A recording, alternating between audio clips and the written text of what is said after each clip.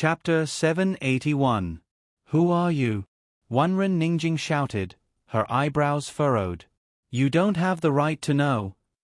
Aba raised his hand with a cold expression, and the crow-repeating crossbow extended from his sleeve, suddenly aiming in Wanren Ningjing's direction. What are you doing? Wanren Ningjing cried out in alarm, hugging her head and shrinking her neck. She only felt a rush of wind blow past her ear, and the arrow seemed to have hit something in an instant, and the sound of something falling to the ground came from behind her. Wanren Ningjing turned her head and finally saw clearly. It turned out that one of the commoners in the group had already quietly mutated, grabbing towards the back of her head. However, he was sent flying by an arrow from the little girl on the city gate tower, directly piercing through his head, making him deader than he could be. The city gate tower was at least 300 meters away from here. With this kind of arm strength and eyesight, it instantly caused the area outside the city gate tower to be so silent that even a pin drop could be heard. Look at you motley crew, stray dogs. You actually have the face to scold others? Turn around and take a look. How many of you are actually fighting? Aba sneered with extreme mockery. If you were the crown prince, you'd probably be so scared that you wouldn't even dare to go up the city gate tower. Prince Emo turned to look at his Jojo with a grin. The little girl's wholehearted protection caused the trace of displeasure that had arisen in His Highness the Crown Prince's heart to instantly fly away. Look, his Jojo was the most protective of him. Your Highness, it was this Do who didn't think things through. Do Fenghua recovered his wits and hurriedly said, but there are close to 10,000 zombies gathered nearby. If we don't open the city gate, then, do you think this is feasible? Time is of the essence right now, and we can't check them one by one. Would Your Highness please open up an independent area in the city and let all of us enter first before checking them one by one? Your Highness can send some guards to watch us. This way, if there are any unexpected situations, we can react in time. 10,000 zombies. Second young Master Do's words startled City Lord Lin so much that he immediately jumped up. Second young Master Do, are you speaking the truth? Only more, not less. Second Do raised his head to look at Prince Emo. May Your Highness please make a decision. Looks like there'll be a bloody battle today. Emolien said coldly. Second Do, your suggestion is also pertinent. Let's do that for now. Lin Yongyi. Thank you, Your Highness. Second Do let out a sigh of relief and turned to look at Wanren Ningjing. Yes, Your Highness. Lin Yongyi immediately ordered 300 soldiers to descend from the city gate tower. Then, he ordered people to turn the winch and pull open the city gate. He drove the commoners outside the city to a small plaza near the city gate tower to watch over them. Miss, are we going in or not? Xiang Qin was confused. Previously, they had risked their lives to get out of the city. Who would have thought that they would have to return to the city in less than a night? What the hell was he doing? Are you stupid? Of course we have to enter. Feng Manyun casually picked up a cloak and wrapped herself inside, twitching slightly with a contorted face. She didn't want to stay outside the city to be torn apart and eaten raw by those ugly zombies. Miss, but what if someone discovers your injuries? Stop talking nonsense. Let's go in first. Enter the city. After Six Zhang cleaned up the last zombie beside him, he grabbed the hand of a team member next to him and pushed him into the crowd. Second Do and Wanren Ningjing's group also stood at the back of the crowd, not in a hurry to enter the city. At this time, when their gazes met, Second Young Master Do nodded at Six Zheng. Sixth Young Master Zheng. Chapter 782. Six Zhang cast a sidelong glance at Second Young Master Do before nodding slightly in agreement. Suddenly, a very tall and sturdy zombie darted out from behind a dilapidated tent where Six Zheng was standing, pouncing towards Six Zheng's head like a tiger. The distance was too close for Six Zheng to react in time. Wanren Ningjing hastily pulled Second Young Master Do's arm and hastily retreated several steps, shouting, "Senior brother, be careful." Actually, that zombie was still some distance away from Second Young Master Do. Moreover, it was pouncing in Six Zheng's direction, so it couldn't harm her senior brother at all.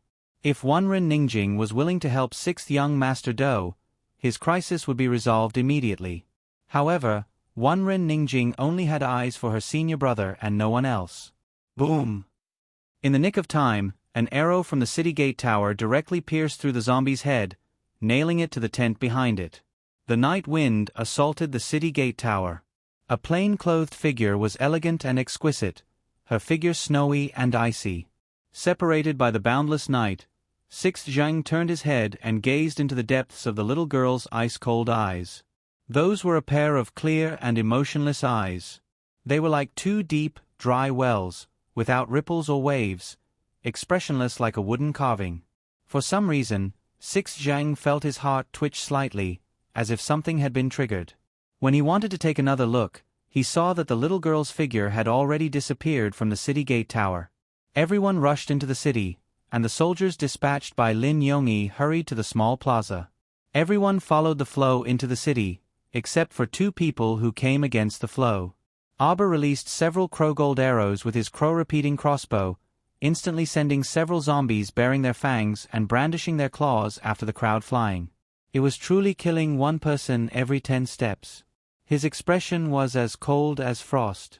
Everyone who passed by the Crown Prince and the little girl stopped in their tracks in a daze and looked at them blankly. Then, they were pushed by the people behind them and ran with the flow. 2nd Do, 6th Zhang, and the others were the last to enter the city gate. At the same time, under Lin Yongyi's loud shout, the city guards had already started turning the capstan in the opposite direction again, closing the heavy city gate once more. After 6th Zhang dragged the panting Wu Xiaoen and jumped through the city gates, the last zombie was shot out of the city by Auber's crow-gold arrow, and the city gates slowly closed. 6th Zhang panted slightly, and his somewhat dazed gaze met Auber's expressionless little face. Little 6. Xiao Mu slowly lowered the arm that was holding the crow-repeating crossbow, her gaze fixated on the bewildered 6th Zhang, and her lips curled into a smile that had been missing for a long time. Emo Lien was startled. She immediately stepped forward and reached out to grasp Auber's slightly cold hand. Her scrutinizing gaze then fell on 6th Zhang's face. Her looks were considered top-notch, and her skills were passable. However, Duan Yu, Situ Yi, and even those 2 from the Qin family were all very outstanding people, yet he had never seen his Jojo show such a tender and affectionate expression toward any of them. She even directly and intimately called him Little 6th. What was going on with this gaze that clearly carried a trace of reminiscence? Emo Lien was very certain that this was her darling's first time seeing this 6th young Master Zheng. However, what the hell was this inexplicable sense of familiarity between the 2 of them? This caused the Crown Prince's heart to fluctuate wildly, as if it was being scratched by a cat. He looked at 6th young Master Zheng as if he was facing a great enemy. Crown Princess. Hui Feng also glanced at Auber in astonishment. Chapter 783. Auber snapped out of her daze and finally realized that her behavior was a bit strange. Little 6 must have also thought that she was quite strange. She then collected her thoughts and switched to an expressionless face. Auber nodded and said, "Time to sleep." Hui Feng. Crown Princess, your ability to forcefully change the topic is improving. What time is it now, yet you're still thinking about sleeping? Can you sleep? Your Highness. City Lord Lin anxiously ran over with his men and hastily saluted. Just as 2nd young Master Do said, a large group of zombies has arrived 2 li outside the city. There are over 10,000 of them. Hui Feng, take a team and go up the city gate tower to hold them off, the Crown Prince ordered decisively. Lightning, go back with the Crown Princess and protect the Crown Princess well. Lin Yongyi, pass down the order to gather all the mystic cultivators, body cultivators, superhumans, and so on in the city. Gather everyone who can fight near the city gate tower. The Crown Prince issued several orders before turning to Auber and saying softly, "Jojo, go sleep if you're tired." Everyone, Your Highness, this style of yours? Don't you think it's a bit strange? Auber waved his small paw and really turned to return to his room. Lightning, along with a few shadow guards, naturally followed him like a shadow. Lin Yongyi and the others were tongue-tied, but they didn't know what to say. Lin Yongyi, you still need to send people to watch over the small plaza. Continue the inspection. Those who have no problems can enter the inner city, and transfer those who can fight to the city gate tower. The Crown Prince was referring to the 1,000-odd people from the tent district who had just entered the city. Among them, there were also many small operations teams that could be put to use. Wanren Ningjing was the first to be unable to continue watching. She bit her lip and interrupted in displeasure. Your Highness ordered everyone to go up the city gate tower, but does your Crown Princess have special rights?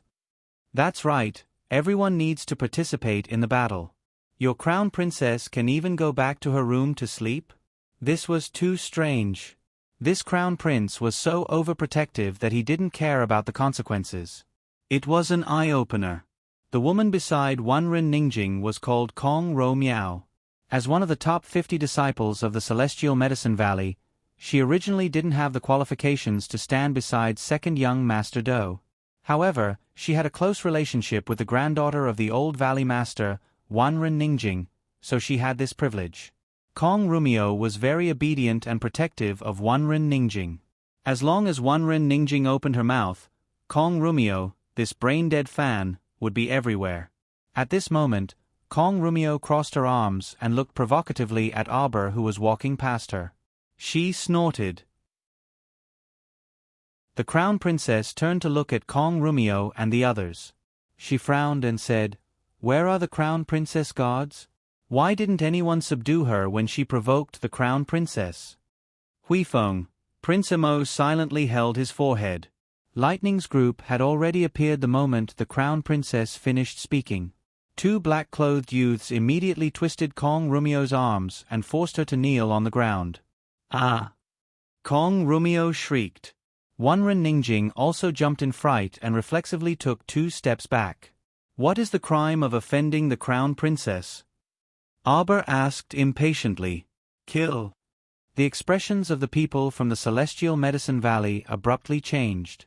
Second young Master Do hastily stepped forward and saluted. "Crown Princess, please calm your anger. This humble one's junior sister comes from the Celestial Medicine Valley and hasn't been restrained by the secular world since she was young. Please forgive this humble one, Crown Princess." Chapter 784. So long-winded. Aber glared at second young Sir Do. As their eldest senior brother, you don't know how to restrain your disciples and have the audacity to offend the Crown Princess. It's simply baffling. Everyone, among your disciples, how many of them can be of use? Have them step forward. Second Do. Why did he feel that this Crown Princess was a bit adorable? Her manner of speech was straightforward and strange. Those of the Crown Princess's royal guards who have the guts to oppose the zombie army, step forward. Voila! The Hidden Night Pavilion's members and the 100 hidden guards hidden in the shadows all jumped out, their movements especially synchronized. Do you see that? This is the difference. The Crown Princess rolled her eyes at the people from Celestial Medicine Valley. Lin Yongyi and company were unexpectedly speechless. When they turned to look at the Crown Prince, they saw the Crown Prince holding his forehead as he stifled a chuckle. Cough. Huifeng coughed lightly to remind his Crown Prince. Prince Emo walked up with a grin to grasp Aber's small hand. That's right, that's right. Do you see, the Crown Princess has several hundred subordinates who are willing to risk their lives for her to oppose the zombie army. You don't have anyone, so you naturally have to go yourselves. That's right, not a single one of these Celestial Medicine Valley idiots understood her words. That was exactly what she meant. She had money and people, so why couldn't she first go catch up on sleep to make herself feel better? Why did she have to force herself to endure her unbearably sleepy body to fight the zombies over there? Was she stupid? Only the Crown Prince could understand her meaning. A bunch of idiots. She couldn't be bothered to waste her breath with them. Jojo, I'll send you back to your room to sleep. His darling must be unbearably sleepy, but even her overbearing appearance was just as adorable. That's right, these insensible things didn't know that his darling was still growing. How could she not properly grow up? The Crown Prince carried Auber back to the side room and settled her down before leading the others back to the city gate tower.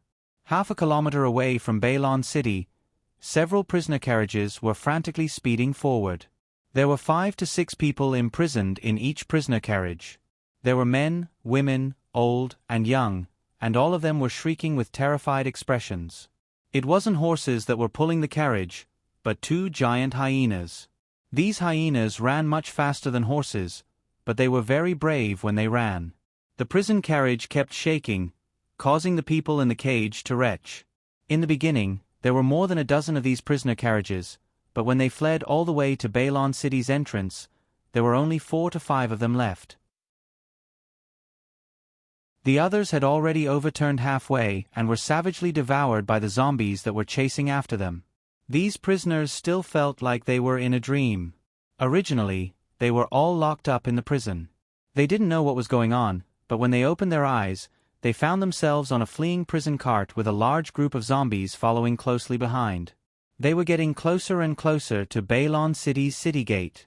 They cried aloud, and waved their arms vigorously from their cages to the rows of dark figures on the battlements for help.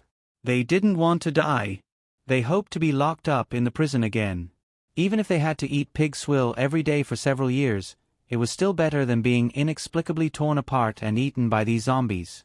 "Your Highness." Second young Master Do walked to Emolien's side and whispered, "I saw it on the way here. These people seem to be the bait for wild beasts. If this Do's guess isn't wrong, someone deliberately lured them to Baylon City.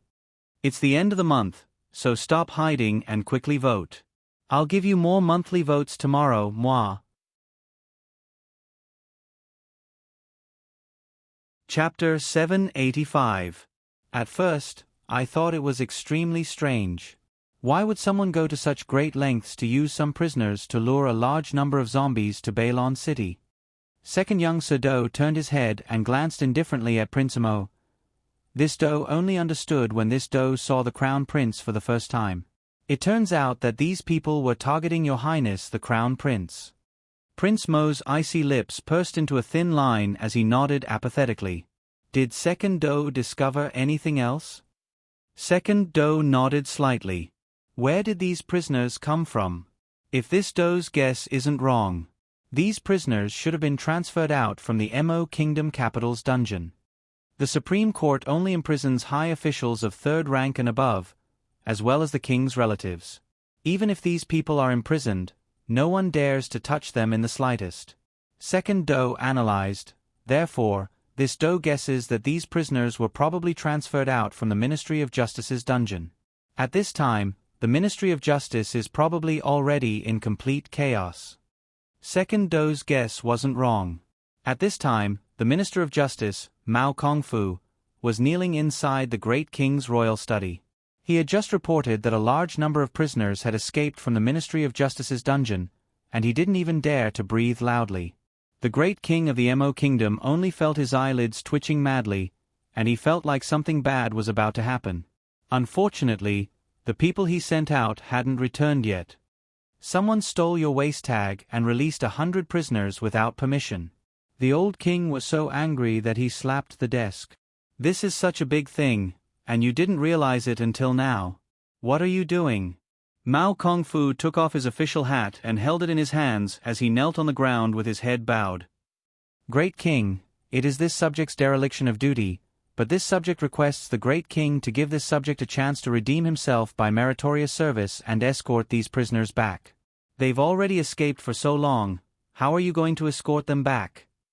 The commander of the royal guards, Hui Feng, led He Tian to the royal study in large strides and knelt on one knee in salute. Greetings to the Great King. Come in. The old Great King hurriedly waved at them.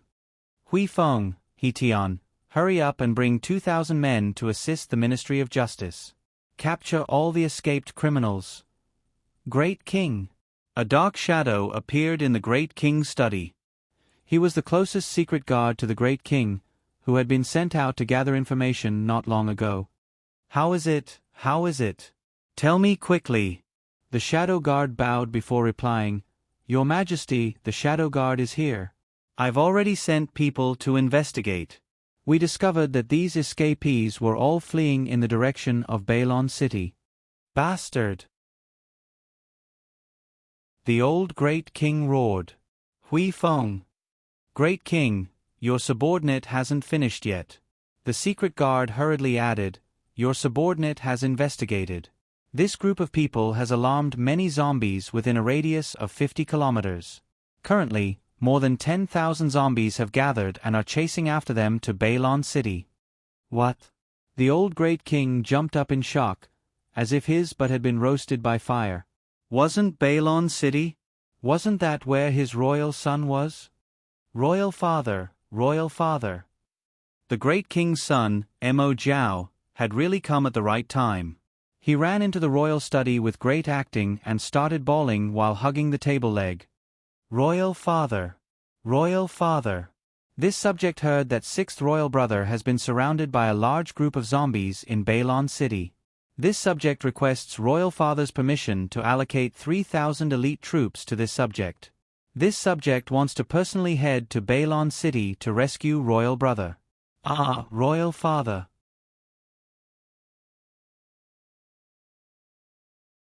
Chapter 786.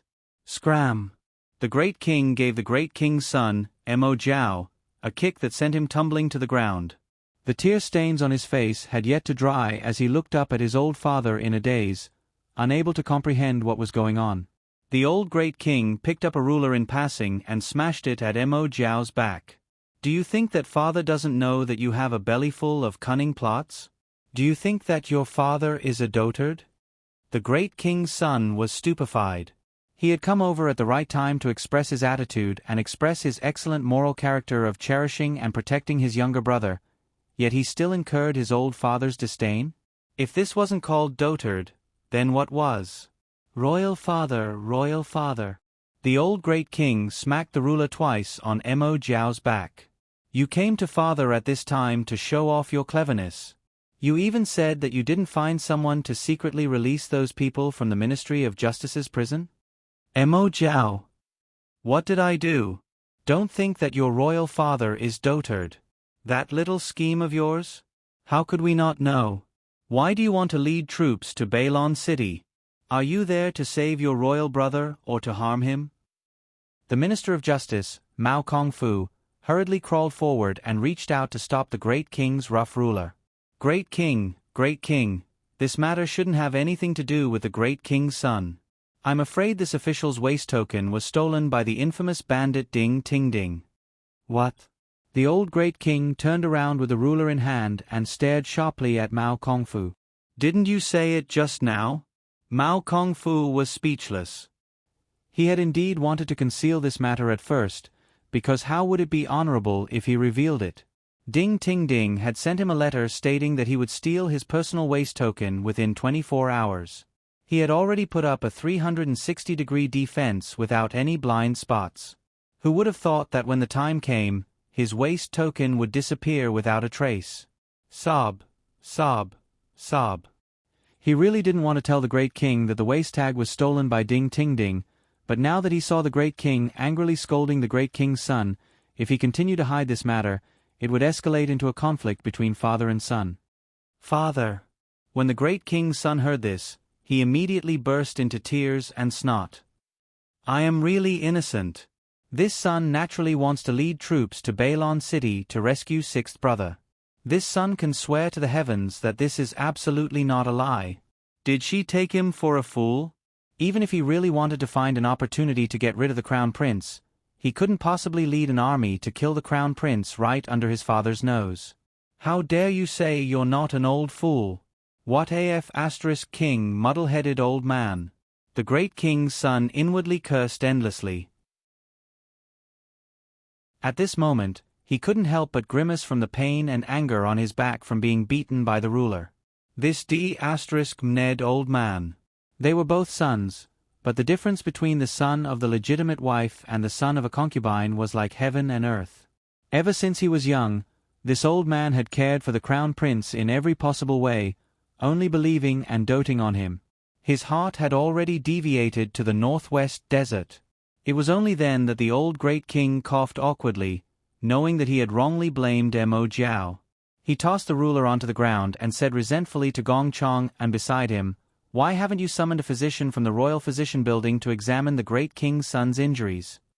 "Mo Jiao, father knows what you're thinking." The old great king's lips drooped as he coldly said, "Let us tell you. The crown prince simply doesn't care about the things that you're so attached to. This is the most fundamental difference between the two of you." Mao Kongfu broke out in a cold sweat. He didn't expect that the old great king would actually lecture his eldest son in front of him today. You father and son quarrel with each other on a daily basis, so why don't you do it behind closed doors? As a subject, how could he endure hearing this kind of words?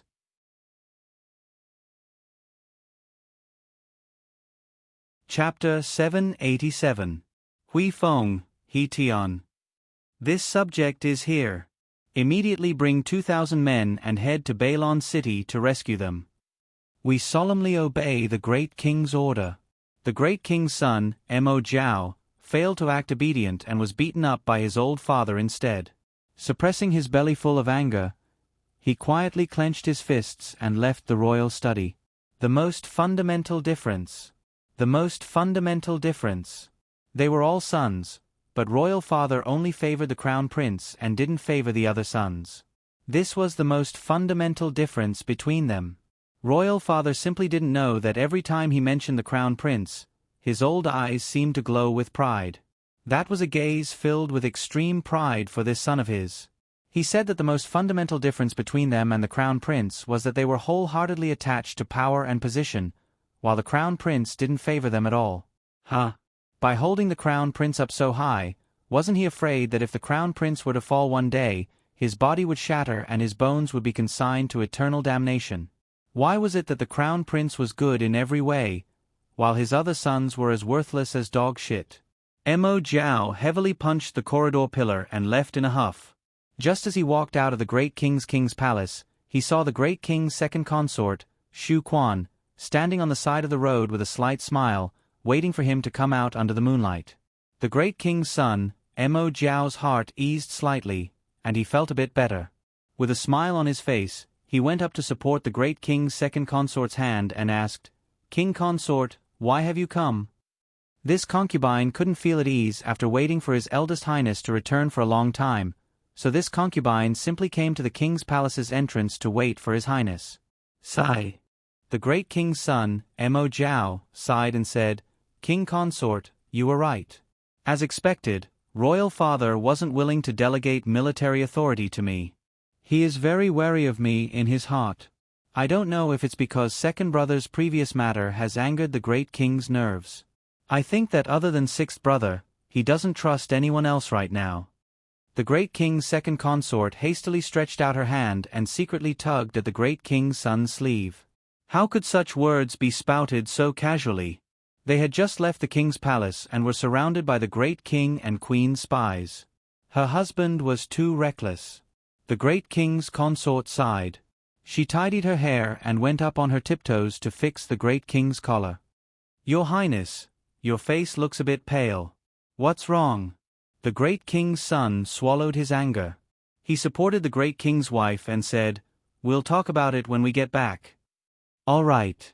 The great king's concubine nodded with a smile. She glanced at a dark corner from the corner of her eyes and saw a slender shadow flash by. A glint flashed across her eyes. Was it Queen Zhao's informant, consort Zheng's, or another concubine's?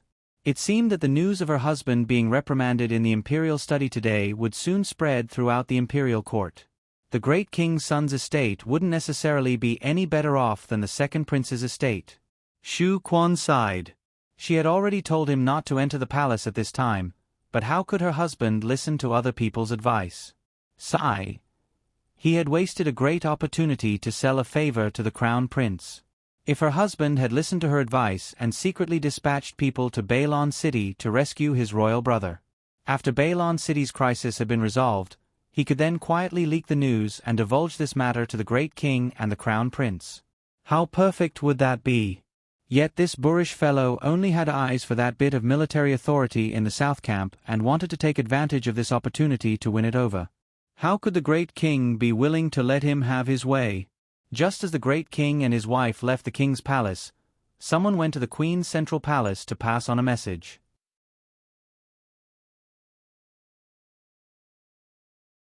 Chapter 788. Sitting in front of the dressing mirror, Queen Zhao sneered, "My son just got caught up in Bailon City's crisis, yet someone immediately couldn't sit still. Could it be that they think there's no one left in our Zhao family?" Earlier, the queen had swiftly summoned her younger brother, Zhao Shang, into the palace. At this moment, Zhao Shang should have already brought his 2 sons to Bailon City to rescue the king. Green Mammy, who was gently massaging Her Majesty the Queen's shoulders, couldn't help but interject, "Isn't that so? Your Majesty doesn't need to worry. His Highness the Crown Prince is very capable, so how could such a small matter stump him? On the other hand, that Crown Princess." Green Mammy paused, and Hexiang, who had just entered with a cup of tea, walked to the Queen's side with light steps. She docilely placed the teacup in front of the Queen and silently stood behind her. Queen Zhao's brows creased slightly. Whenever Green Mammy talked about her daughter-in-law, she would have a headache, and that stoic face would pop up in her mind for no reason. Green Mammy glanced at the Queen out of the corner of her eye, and her lips curled into a secret smile as she continued, "This old servant heard that the Crown Princess's child is very playful. The reason why the Crown Prince left for Bailon City without saying goodbye this time might be because the Crown Princess had whispered something into the Crown Prince's ear." Queen Zhao pursed her lips in displeasure. Last time, because the Crown Prince had accompanied that lass from the Qiao family back to her parental home, he had encountered an assassination attempt on the way back. This time, it was also because of that lass's willful and rash actions that the Crown Prince was in danger. Moreover, no matter how she looked at that stoic face, she just couldn't bring herself to like it. When she recalled how Consort Chang had brought her daughters-in-law over to pay respects to her 2 days ago, she became even more envious of other families' daughters-in-law. That eldest lass of the Shu family, Shu Quan, had been well-educated and well-mannered since childhood, and she had also watched her grow up. Now that she had a son and 2 daughters, her belly was quite capable. Secondary Consort Zhang, who was by the great king's son's side, also looked reasonable and had a concubine's daughter. Vice Consort Wu, who had been taken in less than half a year ago, was the concubine's daughter Wu Xiaoli, who was ranked 2nd in the Wu family. When she came to pay her respects, she was already pregnant. Perhaps she was about to give birth to Consort Cheng's 5th grandson. This made Queen Zhao's eyes burn with envy. Compared to her 2 disappointing sons, Queen Zhao sighed repeatedly. Her youngest son was already 13 years old. He was like a wild horse that had broken free of its reins. He was always out in the wild and was nowhere to be seen. The big one was even more ridiculous. In his early 20s, he had never been close to women. Oh, he was close now. But the one closest to him was a little stoic. As the Crown Prince, he had no children. Wasn't this just throwing his weakness to the enemy? It was no wonder that the imperial censors were so long-winded. Queen Zhao set down the ivory finer in annoyance and cast a sidelong glance at Green Mammy. Between Commandery Princess En and the future Crown Princess, who do you think is more suitable for His Highness? It's just that the Crown Princess is rather young and has grown up among the common folk since she was young, so her personality is a bit more casual. Elderly Nanny Huaxian, who had lifted the curtain and walked to the Queen's side with a chuckle. Huaxian very naturally took the finer that the Queen had placed in front of the dressing mirror and gently combed the Queen's hair. Commandery Princess En has been raised by Her Majesty the Queen Dowager since she was young, so there's naturally nothing to say about her etiquette. However, oh my, just say what you want to say. The Queen cast a glance at elderly Nanny Huaxuan's hesitant expression and couldn't resist urging, "There aren't any outsiders here, so what can't you say?" "Yes. Then this old servant will speak frankly."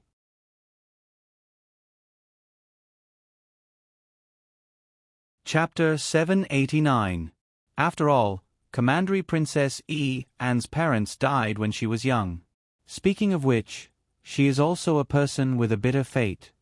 Elderly Nanny Huaxian docilely combed Her Majesty the Queen's long hair as she commented softly, If it weren't for Her Majesty the Queen Dowager taking pity on her as the descendant of a martyr and conferring the title of Commandery Princess on her behalf, she wouldn't have been able to survive this long.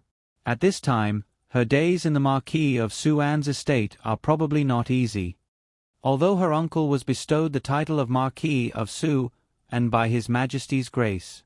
However, although the Marquis of Suan's estate has many heirs, they are all good-for-nothings.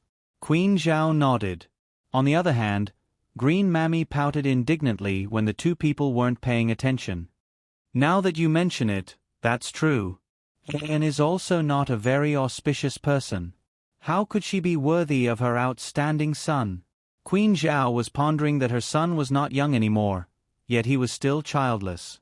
Seeing how small that little stoic was, she reckoned that her son would need to raise her for another 2 years before they could consummate their marriage. Could it be that she had to let her precious son watch over her for these 2 years?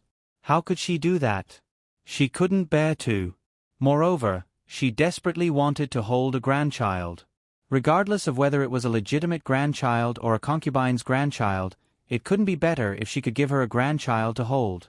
As a result, Queen Zhao secretly racked her brains to take in 2 secondary consorts for her precious son. Look at how Consort Cheng's son already had 2 secondary consorts. Her own son was the crown prince of the great Mo kingdom, second only to the king, so why couldn't he have a secondary consort? Prince Mo thought that his mother had already stopped, but he didn't expect that this pig of a teammate would continue to secretly drag on. Behind his legs.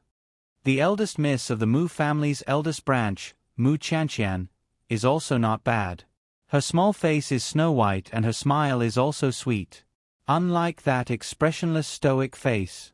Her Majesty the Queen muttered to herself, "It's just that she didn't conform to etiquette at the palace banquet last time. I'll just have to teach her the rules in the future." And is also not bad. The eminent monk of the Honghai Temple had even read her fortune, saying that she would have many children and many blessings. Although she didn't seem to have a good life in the first half of her life, she might be a good wife who could bring good fortune to her husband. With her status as a concubine, it wouldn't be a loss of face to the Empress Dowager. The more Queen Zhao spoke, the more spirited she became. Xu family's 4th young lady, Xu Hui, is 18 this year. The last time I saw her, she was as pretty as a flower bud. The 2 girls from the Dou family were also not bad. They were the famous twin sisters in the capital. The one from the Duan clan is not bad, and the one from the Qin clan. Oh my Empress. Old Nanny Huaxian put down the fine-toothed comb and looked at the Queen helplessly. Even if those girls you mentioned were as beautiful as fairies, it's useless. Your Highness doesn't like any of them. The Queen immediately snorted like a deflated balloon. Why is my son so stubborn? That little stoic was so tiny, what exactly was so good about her? Your Highness, you've seen how much His Highness likes the Crown Princess. Huaxian whispered into the Queen's ear, her eyes flickering with the wisdom of an old nanny. We can't cause a rift with His Highness because of this. The affection between mother and son. The Green Mammy still wanted to follow, but she had no choice but to halt her steps after Huaxian cast her a cold glance from the corner of her eye. Moreover, Her Majesty the Empress Dowager's heart aches for that Commandery Princess Yen. Do you think it's a good idea to place her beside the Crown Prince? His Highness and Commandery Princess and have known each other since they were young. There hasn't been much between them for so many years, yet you insist on getting involved with them. Won't His Highness be disgusted?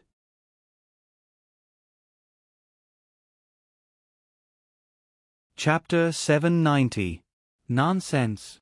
Queen Zhao retorted indignantly, I see that child Yan's eyes light up every time she sees our son, and she can't shift her gaze away. How can you say that it's nothing? Oh my queen consort. When your family's His Highness goes out, he looks like a jade tree facing the wind. Which girl's eyes don't shine when they see him? Huaxian said with her mouth twitching. That stoic face doesn't light up. Speaking of this, the Queen got angry. She just felt that that little stoic didn't value her precious son enough. She kept a stoic face in front of her husband all day long, and her gaze never lingered on her son. She treated her son like a radish instead of a vegetable. It was simply infuriating. Huaxian. After all this, it was just that the mother-in-law felt that her daughter-in-law didn't value her son enough. Elderly Nanny Huaxian could completely understand Queen Zhao's mentality. Indeed, such an outstanding person like His Highness would attract pursuers wherever he went. The Crown Princess's attitude was improper. But the Crown Princess was still young. Perhaps she hadn't been enlightened yet. Your Majesty, this old servant advises you not to meddle in the young couple's affairs. Don't even think about that secondary consort selection. Look at how much His Highness cherishes your stoic-faced daughter-in-law. Queen Zhao abruptly glared at elderly Nanny Huaxian. Hexiang, who was following beside her, Nanny, why did you also call her stoic-faced? This old servant's meaning is, if you go and start some secondary consort selection, His Highness definitely won't like it. When the time comes and he kicks up a fuss with you, the one who will lose face is still you. Elderly Nanny Huaxian coughed twice as she explained. Truly, a grown son can't be controlled by his mother. Queen Zhao went to sleep in a huff. Wasn't she just feeling sorry for her precious son? Her son actually didn't appreciate it. Hexiang secretly pursed her lips into a smile and quickly served Queen Zhao to rest. After a good night's sleep in Arbor, the first glimmer of dawn had already appeared when she opened her eyes. She couldn't help but sigh when she touched her lower body. No wonder she couldn't open her eyes at night and was unbearably exhausted. It turned out that her first period since her rebirth had come. She had already prepared a clean cotton cloth a while ago, so she was not caught off guard this time. However, his body was still very tired, and his head was still a little dizzy. The lower part of his body was wet, and it was not very comfortable. He got up and fiddled around for a while, then put on a clean cotton cloth and changed his clothes. Murmurs came from outside the door. Arbor quickly ran to the door, put his hand on the door, and muttered with a red face, "You're not allowed to come in." "Jojo, you're awake?" Emolienne was surprised when she was stopped from opening the door. "What's wrong?" "It's okay." Arbor still didn't let go of the door and shouted, "Ask Xiao Yao to come in." "You forgot that Xiao Yao stayed in the Mo Kingdom capital and didn't come with us." Emolienne was at a loss, unable to understand what was going on with her little miss. Then call any maid in." After saying that, Arbor thought again. Right now, the maids and guards were probably busy elsewhere, so she said dejectedly, forget it. I'll do it myself." Her small hand moved past the door. Just as she turned around, she heard a soft sound from behind the door. Prince Mo had already pushed open the door. "Jojo." Emolienne saw her complexion at a glance. "Why is your face so pale? Jojo, are you not feeling well?" He picked her up and walked to the bed. "Do you want to sleep a while more?" Arbor was so angry that she wanted to bite him. She covered his eyes with one hand and shouted, "You're not allowed to look, not allowed to look."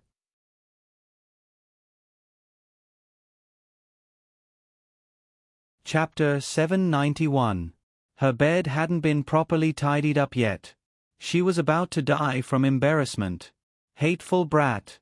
Hateful brat. Hateful brat. Even though he wasn't allowed to look, the Crown Prince's sharp gaze still caught sight of it. He was momentarily dazed as he lowered his head to look at his little lady. "It's fine, Jojo. Don't be scared.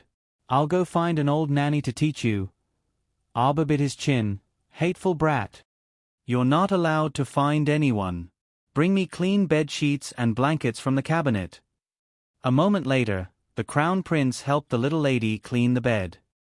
He foolishly looked at the little lady who was lying on the bed and turning her head away from him. "Jojo, do you want to eat something?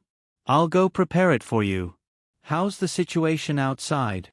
Arbor expressionlessly asked with his back facing a certain someone. "Oh, the city is under siege." "How can you be so calm when you're under siege?" Arbor turned to glare at him in bewilderment. "Is the city really under siege?" MHM, it's under siege. There are a lot of zombies blocking Bailon City's city gate. There are many more zombies than the ones we encountered in Qinghe Town back then. Arbor really wanted to whip something and beat this joker to death. Your tone is so relaxed. Do you look like you're under siege and in dire straits? Then what should we do? It's fine. Lin Yongyi is here. Emolien's words made Arbor roll his eyes in exasperation. Are you sure City Lord Lin isn't secretly crying in a corner right now? Jojo, wait a moment. I'll cook some porridge for you. Drink some before you sleep. Emolien hurried out after saying that. Arbor didn't even have time to call out to him. After a while, Xiao Mu was still in a daze when she felt Emolien pick her up. His body was very warm, causing her originally icy limbs to involuntarily crawl over on their own accord. She hugged his waist and buried her small face in his embrace as she nuzzled against him. He stroked her forehead with his hand and fed her some porridge before stuffing a warm hand warmer into her arms. He softly muttered a few words into her ear, but Arbor didn't hear him clearly and didn't know when he left. When she woke up, she felt much more refreshed. She raised her hand to touch the hand warmer on her stomach. It was still warm, so Emolien reckoned that he had changed the charcoal pies midway. She got out of bed, changed her clothes, opened the door, took a look. The entire city lord's estate was silent. Lightnings toozes to princesses to his majesty's TT. His highness has instructed that you should drink some hot porridge after you wake up. Please wait a moment. Xiao Mu was also a bit hungry. Emolien had fed her more than half a bowl of porridge in the morning, so her stomach felt a bit empty right now. Thirsty, S2's too. They're all at the city gate tower? A portion of the injured in the city have mutated. His Majesty has brought some people to patrol the inner city. Lightning shook her head and said, City Lord Lin has ordered people to carry out the city defense cannons. The current situation is still under control.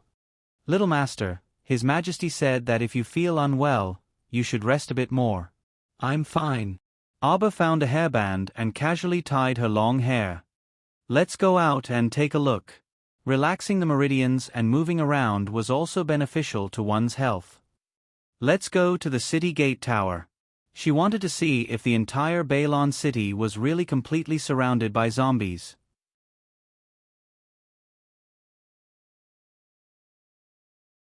Chapter 792. When Arbor appeared at the foot of the city gate tower in high spirits, she immediately received many silent looks mixed with quite a few secret eye rolls. Kong Rumio was currently feeding medicine to a young mystic cultivator who had practically exhausted all of his mystic energy. When she looked up, she saw that crown princess leisurely walking over as if she was taking a stroll in her own backyard. Kong Rumio's face immediately darkened, and she was furious. Other people were risking their lives to fight the zombies on the city gate tower, yet this crown princess slept all the way until the afternoon and came to patrol while carrying a hand warmer. They had been fighting the zombies for an entire day and night. The crown princess's leisurely appearance was too deserving of a beating. Wanren Ningjing creased her brows and gently tugged at Kong Rumio. It couldn't be helped. The crown prince covered the sky with one hand in Bailon City and wanted to protect his dainty little wife with all his might. Even if other people found him an eyesore, they couldn't say anything. Arbor climbed up the city gate tower and pattered over to the city wall to take a look. His small mouth immediately formed an O shape. So many zombies? When City Lord Lin turned around and saw this Crown Princess the Great, he almost knelt down.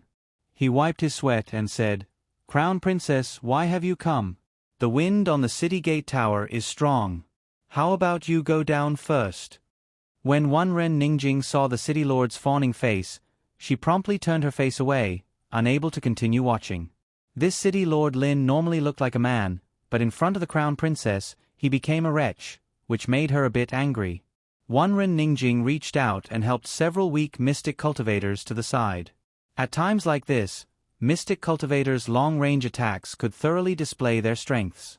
There were about 500 mystic cultivators gathered in the city, and they went into battle one after another, bombarding the densely packed zombies below the city wall. Arbor stood next to the defensive wall and looked down with rapt attention. Sure enough, An army of over 10,000 zombies was climbing the wall bravely. Severed limbs filled the gaps in the city walls, and a long string of corpse puppets hung from the city gates. Everyone was pushing and shoving. Under City Lord Lin's command, the cannons fired and landed in the middle of the zombie horde, immediately blasting a dozen or so zombies into pieces. Don't you find it strange? After fighting for a day and a night, why hasn't the number of corpse puppets decreased?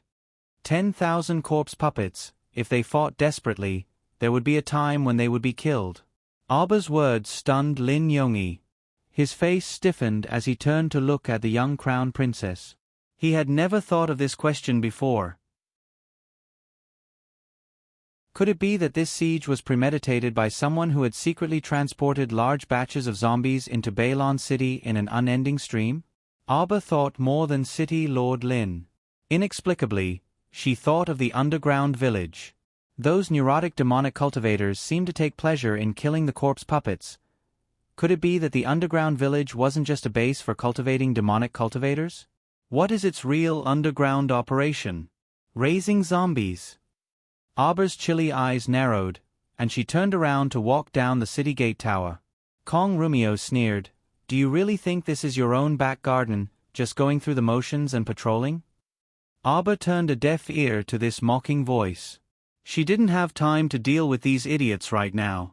She had to find the crown prince as soon as possible and inform him of her suspicions. None of these people understood her, so she couldn't be bothered to waste her breath on them. After descending the city gate tower, she heard cries of alarm coming from a small plaza nearby. "It's Physician Feng? Be careful. Physician Feng has mutated. Ah."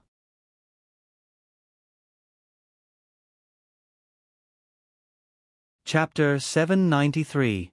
Previously, after Feng Manyun and Xiang Qin had blended in with the crowd, they had been hiding in the crowd in the small plaza. 300 to 400 guards from the city lord's estate were standing guard outside the small plaza.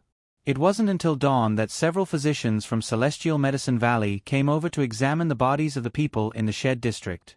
Soon, the small batches of people were all finished with their examinations and were taken away from the small plaza. The people in the small plaza gradually decreased.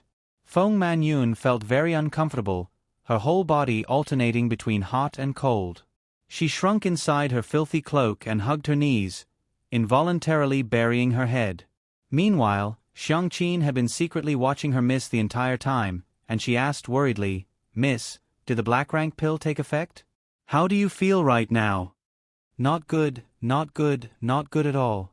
Her whole body was very uncomfortable. Feng Manyun's heart was even filled with boundless panic. Why didn't that black rank pill, which was used to save her life, seem to have any effect? It couldn't be, she must be scaring herself. How could the life-saving pill that Master gave her not be able to save her? Creak, creak, Why was her neck so stiff? When she twisted her neck, she could even hear the creaking sound of her bones rotating. Little Mississippi, Xiang Qin turned around to look at her, and she was nearly scared out of her wits. Heavens!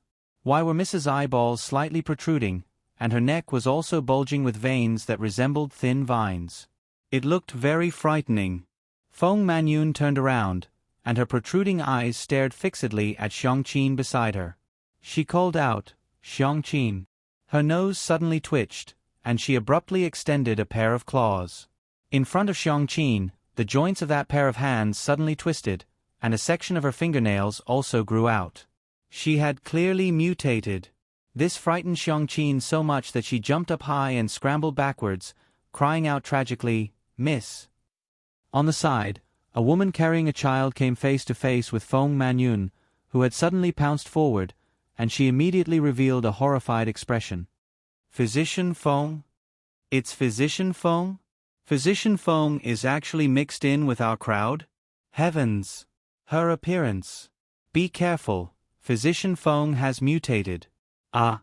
The woman carrying the child was rather nimble, and she rolled away on the spot, evading Feng Manyun's claw. On the other hand, a thin and frail man beside her was not as lucky as the woman. Caught off guard, Feng Manyun tore off a piece of flesh from his arm, causing him to grimace in pain as he cried out loudly. The city lord's estate's guards, who had acted promptly upon hearing the news, surrounded them in full armor. They flung a lasso as thick as the rim of a bowl at Feng Manyun and that thin and weak man. At this time, Feng Manyun had already completely finished the process of living body mutation. She widened her bulging, bloodshot eyes, and with a furious roar, she dodged that lasso at an abnormally fast speed. The skinny man wasn't so lucky, and his head was caught in the noose of a few city lords' mansion guards. With a tug and pull, the thin and weak man was dragged to the ground by the lasso. Under the combined efforts of several city lords' mansion guards, he was dragged all the way across the square. The guard raised his sword and chopped off the thin man's head, causing the people to scream in horror. Physician Feng, this jinx, clearly knew that she had been clawed by a zombie earlier, yet she still mixed in with the crowd and took someone else's life for nothing. Even if Feng Manyun saw the disdainful and hateful gazes of the women nearby, she wouldn't be able to comprehend it.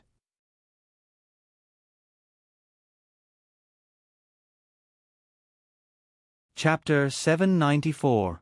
Because she had already completely lost the mind and soul that belonged to a human. Roar. Feng Manyun let out an inhuman roar from the depths of her throat. The two guards from the city lord's estate flung out the lassos in their hands and cooperated appropriately, trapping Feng Manyun from both sides. The two of them simultaneously berated her and tightened the lassos from both sides. In the blink of an eye, the two lassos were stretched taut, tightly trapping Feng Manyun in the center. Feng Manyun roared and suddenly exerted her strength, jumping up abruptly. She swung her left and right arms while howling like a ghost. Following her vigorous flinging of her arms, the two guards from the city lord's estate staggered forward a few steps due to Feng Manyun's immense strength. Xiangqin shrunk to the side in fright, not even daring to breathe loudly. She tightly covered her mouth with both hands as she gazed at this kind of miss in horror. All of a sudden, several guards from the city lord's estate were flung away heavily by Feng Manyun's immense strength. Bang! The guards from the city lord's estate crashed heavily onto the ground, feeling dizzy as if they were dizzy from the fall. Junior Sister Feng? At this time, the two Celestial Medicine Valley disciples finally realized that this mutated zombie was actually their Celestial Medicine Valley's junior sister Feng. The two people's expressions turned unsightly on the spot. Celestial Medicine Valley's disciples actually mutated into zombies. This kind of thing absolutely wouldn't be honorable if it got out. Why did junior sister Feng become like this? She was still fine when she left Celestial Medicine Valley for practical training. But now, junior sister Feng actually mutated into a zombie? How could people accept this kind of thing? While the Celestial Medicine Valley disciples were at a loss out of fear, they heard Feng Manyun's fierce roar as she suddenly pounced toward the outside of the small plaza. And at this time, Auber just happened to come down from the city gate tower and pass by the small plaza. Suddenly, she saw a zombie wrapped in a tattered cloak dashing out. She didn't think too much about it at once and hurled a burst of mystic energy in that direction. Crown Princess, wait a minute. The two Celestial Medicine Valley disciples suddenly cried out in alarm as their expressions changed drastically. Auber turned a deaf ear to the cries of the two disciples. Boundless profound energy once again gathered in his hand and fiercely slapped towards the corpse puppet. The pure-colored mystic energy crashed heavily against Feng Manyun's head like raging waves, sending her flying on the spot. Bang! Feng Manyun crashed heavily onto the ground, her bones creaking all over. Like a maggot, she curled her limbs and crawled on the ground. When Auber's gaze fell on her, his eyes gradually turned cold. So it turned out to be that Feng Manyun who had escaped after drugging the farm? As for how she ended up in such a miserable state, Auber didn't want to know at all. Was there a need for her to waste her time on an unrelated person? Crown Princess, please show mercy. The two Celestial Medicine Valley disciples' expressions abruptly changed as they dashed madly in Feng Manyun's direction. Unfortunately, before they could reach Feng Manyun, they watched as the Crown Princess summoned a black feral from her conscious pool. With an abnormally apathetic expression, she promptly made a prompt decision and smashed the feral down heavily on Feng Manyun's head. Roar! Feng Manyun let out an inhuman howl. That head that could be considered intact was instantly smashed into smithereens by this feral, and there was no way to save her. Crown Princess, that's our Celestial Medicine Valley's disciple. The two Celestial Medicine Valley disciples glared fixedly at Arbor with reddened eyes.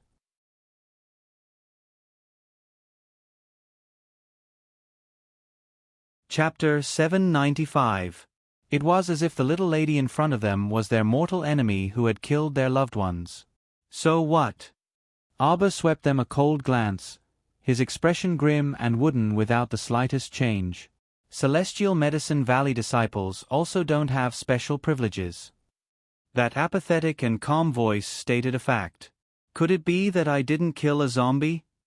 Before the two Celestial Medicine Valley disciples could speak, Arbor coldly interrupted them. If it's a zombie, then it must be killed. Could it be that I'm still keeping it for the new year? We have black rank pills that can treat Junior Sister Feng. The two Celestial Medicine Valley disciples roared indignantly. Who told you to kill her? Junior Martial Sister Feng's life has been ruined in your hands just like that. Don't you feel ashamed? I don't feel it. Arbor glanced at them apathetically before turning to leave. Despicable. You simply treat human life like grass. The two Celestial Medicine Valley disciples glared at the Crown Princess resentfully, their fists clenched tightly. Why does Celestial Medicine Valley have brainless disciples like you? Arbor shook his head as he looked at them disappointedly. Who are you calling brainless? The two Celestial Medicine Valley disciples were angered half to death as they glared furiously at Arbor. Arbor already couldn't be bothered to talk to them anymore, so he turned around and coldly tossed them a sentence. You guys are truly too lacking compared to Xixia Valley. A bunch of brainless people fishing for compliments. How were they worthy of being on par with Xixia Valley? They should just hide from the world early and save themselves from making a spectacle of themselves. Although you are the Crown Princess and have a lofty status, we won't allow you to slander our Celestial Medicine Valley like this. How was Celestial Medicine Valley inferior to Xixia Valley? Xixia Valley had vanished without a trace these past few years. They weren't worthy of being on par with Celestial Medicine Valley. The two Celestial Medicine Valley disciples flew into a rage, simply about to go crazy from the stoic face in front of them. Arbor glanced at them coldly. If it weren't for your Celestial Medicine Valley's people being inefficient and dilly-dallying, how could you have harmed other people after all this time without discovering that Feng Manyun had mutated alive? That's right. The woman holding the child from before, who had nearly been scratched by Feng Manyun's mutation, nodded repeatedly in support upon hearing this.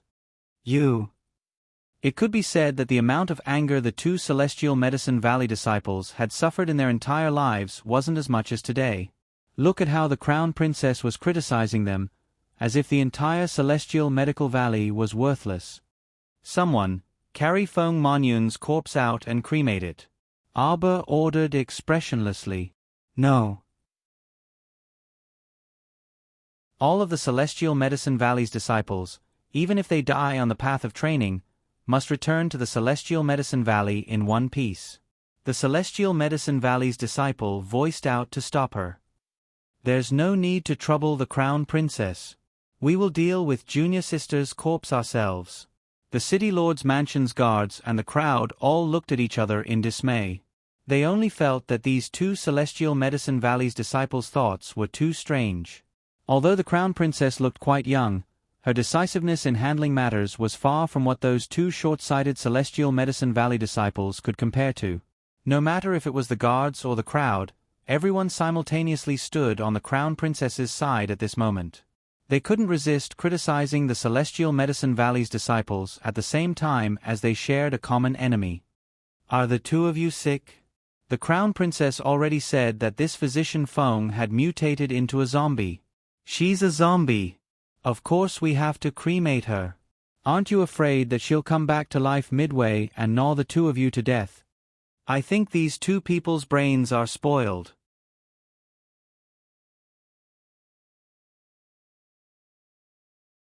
Chapter 796. Don't waste your breath on them. Burn. The crowd shouted with surging emotions, and they promptly pushed aside the two Celestial Medicine Valley disciples with unsightly expressions. Several city lords' estates' royal guards carried Feng Manyun to the cremation site to dispose of the corpse without a second word. Humph. Since that's the case, there's no need for us two brothers to continue staying here to invite humiliation. As for the matter of the examination, leave it to your almighty crown prince consort. The two Celestial Medicine Valley disciples angrily flicked their sleeves and left, leaving behind the indignant crowd. Arbor shook her head, remaining speechless for a while. Two grown men in their 30s to 40s actually had such immature behavior, mixing business and personal matters together. Because of personal matters, he suddenly threw away his work and quit. His behavior was really shameful. Seeing that there were less than 100 people left in the small plaza, Arbor had them line up one by one to inspect their bodies. After the inspection, the commoners were naturally led into the city by the City Lord's estate's guards.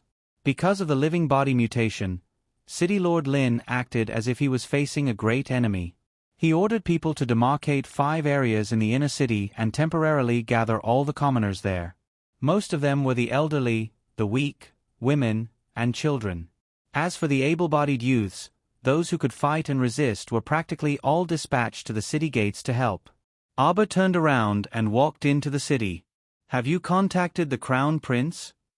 Lightning shook his head as he followed behind her. "Not yet." Arbor nodded slightly. Then she would just stroll around the inner city. Even if she couldn't bump into the Crown Prince, she should be able to see him when she returned to the city gates. Besides Arbor and Lightning, no one else could be seen on the entire street. As they walked along the desolate street, Arbor would occasionally stop and raise the crow-repeating crossbow in her hand to kill 1 or 2 zombies hiding behind the walls. Her movements were so swift and precise that even Lightning, who was following closely behind her, couldn't help but click his tongue in amazement. The Crown Princess practically didn't need to aim. This level of proficiency and control in killing zombies didn't seem to be something that could be practiced overnight. Arbor pondered continuously in her mind. The speed at which the corpse puppets mutated in this life was clearly much faster than in the previous life. In her previous life, it was only when she was 18 years old that ordinary patients would undergo a living mutation. However, in this life it had happened 3 years earlier. If that was the case, according to the accelerated time, it wouldn't take long for the water source to be infected. "Crown Princess, please be careful. Don't get hurt, not even an ordinary cut." Lightning followed closely behind Arbor, worriedly reminding him. "It's okay, Lightning." Arbor faintly shook his head, a cold light flashing in his eyes. "Do you think they mutated because they were injured?" "Isn't that the case?" Lightning was taken aback. She turned to look at Arbor. Arbor didn't say anything. He just looked up at the dark sky. It seemed like there was going to be another storm tonight.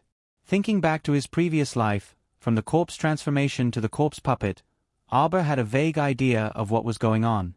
Everyone thought that this was just a natural disaster. However, at this moment, Xiao Mu increasingly felt that perhaps this was a premeditated man-made disaster. "Crown Princess." A shadow guard suddenly appeared beside Lightning and bowed. "This subordinate has found traces of His Highness the Crown Prince. However, His Highness the Crown Prince's group seems to have encountered a little trouble." Arbor abruptly turned his head.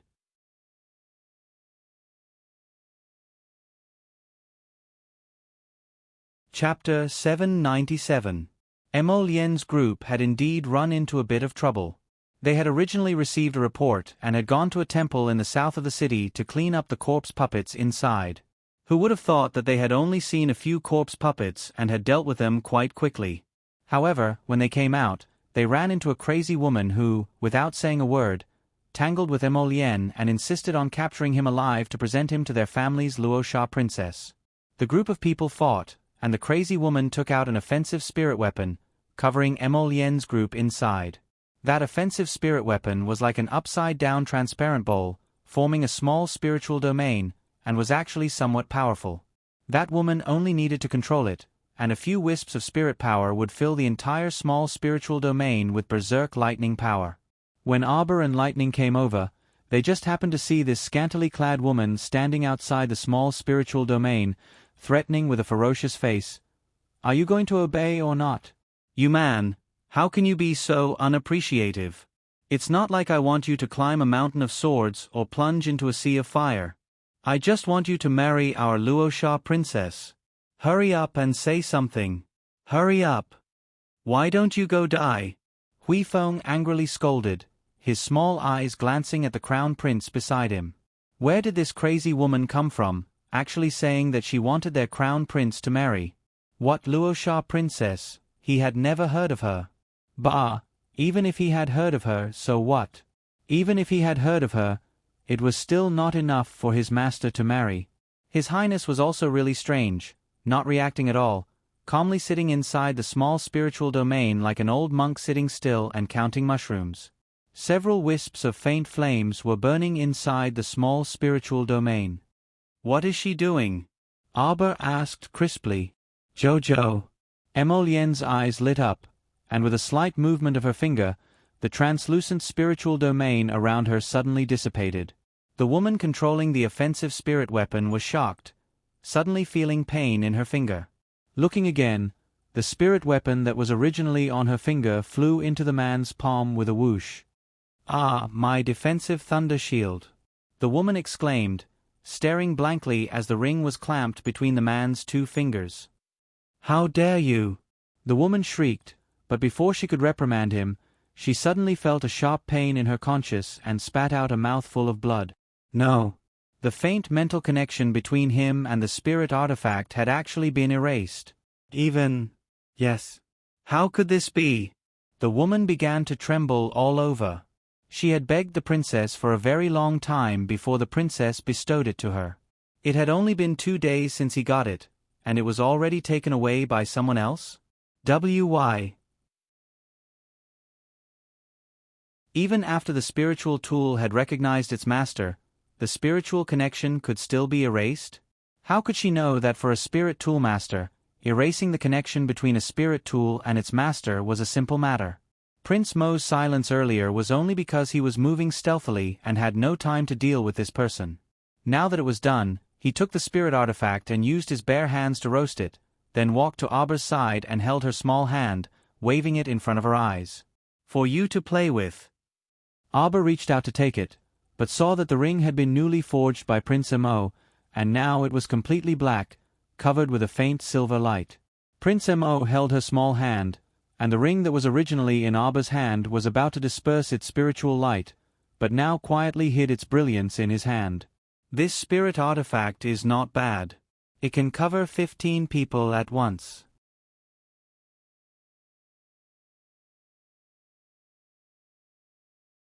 Chapter 798.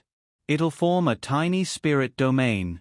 Jojo, as long as you imbue a wisp of mystic energy into it, the spirit domain will be filled with violent lightning energy. It'll be able to strike those zombies into ashes in a matter of minutes. Isn't that quite fun? Arbor fiddled with the ring in his hand. It is quite fun. Then how many times can it be used? Arbor fiddled with it for a while before putting the tiny ring on his finger. At most, it can be used continuously for about 10 times. Hui Feng wordlessly averted his gaze. Cough, cough, cough. The woman who had lost her spiritual artifact glared resentfully at the muttering couple on the other end. A mocking expression appeared on her face. "Stinky man. Did you think that you could give the defensive thunder barrier to that slut next to you just because you used some despicable methods to forcefully erase my mental connection to it? Don't let your imagination run wild. In this kind of lower star domain, not just any Tom, Dick, or Harry can comprehend the power of the 5 spirits and use it to control a spiritual artifact." A green vine abruptly darted out of Arbor's sleeve. The vine transformed into a small, emerald green claw and flew to the woman's face in an instant. Without any explanation, it slapped her so hard that 2 of her teeth fell out. Bam! The woman knelt on the ground with a dumbfounded expression, her body involuntarily trembling. How was this possible? She was a level 2 spiritual master, but she was actually slapped to the ground by an unknown little slut from the lower star domain? "I'll kill you!" An extremely thin stream of water suddenly darted out of the woman's hand toward Arbor. The light of a firefly dares to compete with the brilliance of the sun and moon. Arbor coldly glanced at that person. With a quick flick of his finger, the stream of water instantly condensed into an ice blade and stabbed toward the woman's chest with a whoosh. Ah! The woman rolled on the ground several times, and her eyes almost froze in horror. In that instant, the ice blade instantly split into 9 and shot out with whooshes, all of them stabbing the dozen or so members of the team next to her. Impossible! How could such a powerful water spirit master appear in the lower star field? The woman stared at Arbor as if she had seen a ghost. I'll let you have a taste of the defensive thunder barrier. Xiao Mu sneered. She activated her spiritual weapon, and a translucent light barrier immediately enveloped the woman and her operation team members. Crackle! Lightning bolts smashed down with a loud bang. The woman trembled, and her mouth was wide open. She stared at Arbor in disbelief. How could this be? When she first took control of this spiritual weapon, it took her at least 2 days and 1 night to familiarize herself with it. She even had to endure a lot of lightning before she was able to form a contract with this spiritual weapon with such sincerity that it could split open metal and stone. But now that little girl? The woman's intuition told her that she had made a mistake. Today, she had kicked an iron plate. Arbor withdrew his small hand, and the translucent light shield disappeared in the blink of an eye. The woman heaved a sigh of relief, and her tone softened as she hastily said, "Little girl, we're from the Rakshasa Ghost sect. Today, we were blind to have misjudged these 2 esteemed guests." Before she could finish speaking, the little girl waved her hand, and the light shield covered the group again. Obliterate!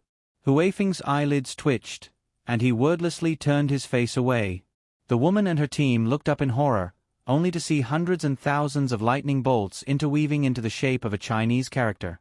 Amidst their screams, they slashed down. See you tomorrow.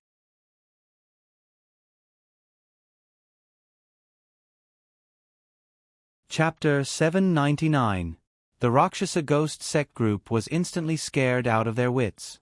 And the woman's intestines almost turned green with regret.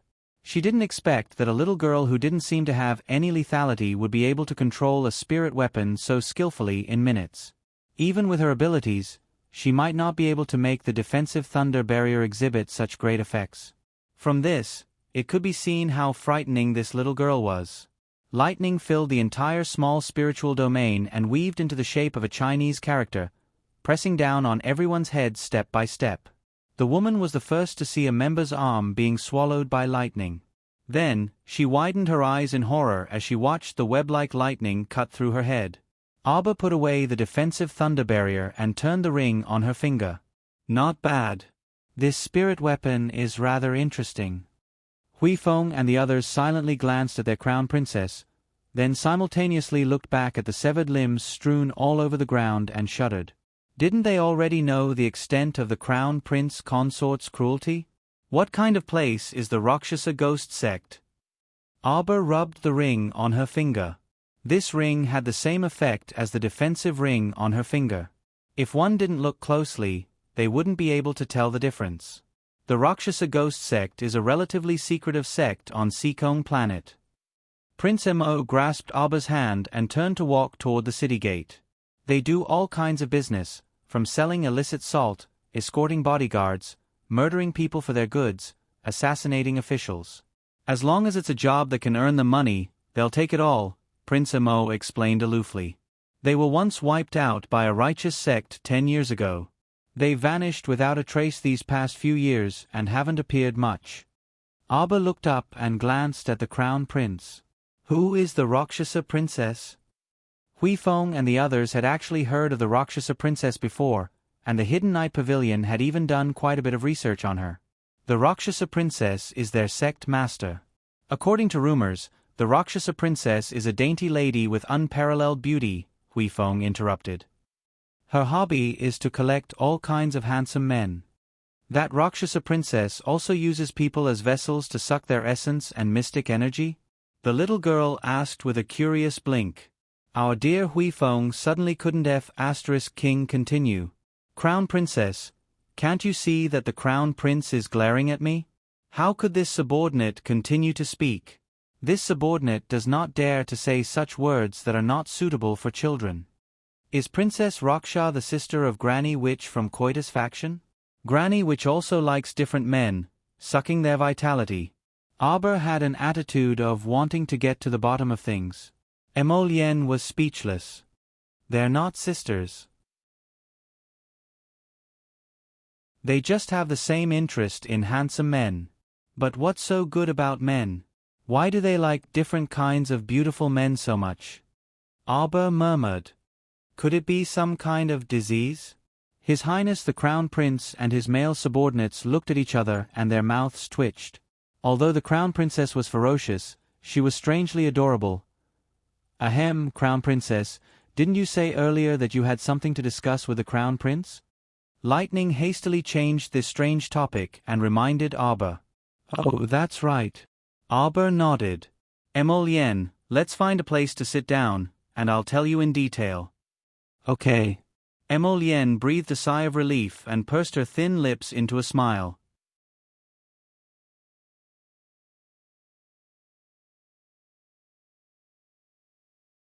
Chapter 800. If the little girl asked him again, what exactly does the Rakshasa princess like about beautiful men? Emolien didn't mind personally carrying the little fellow and demonstrating.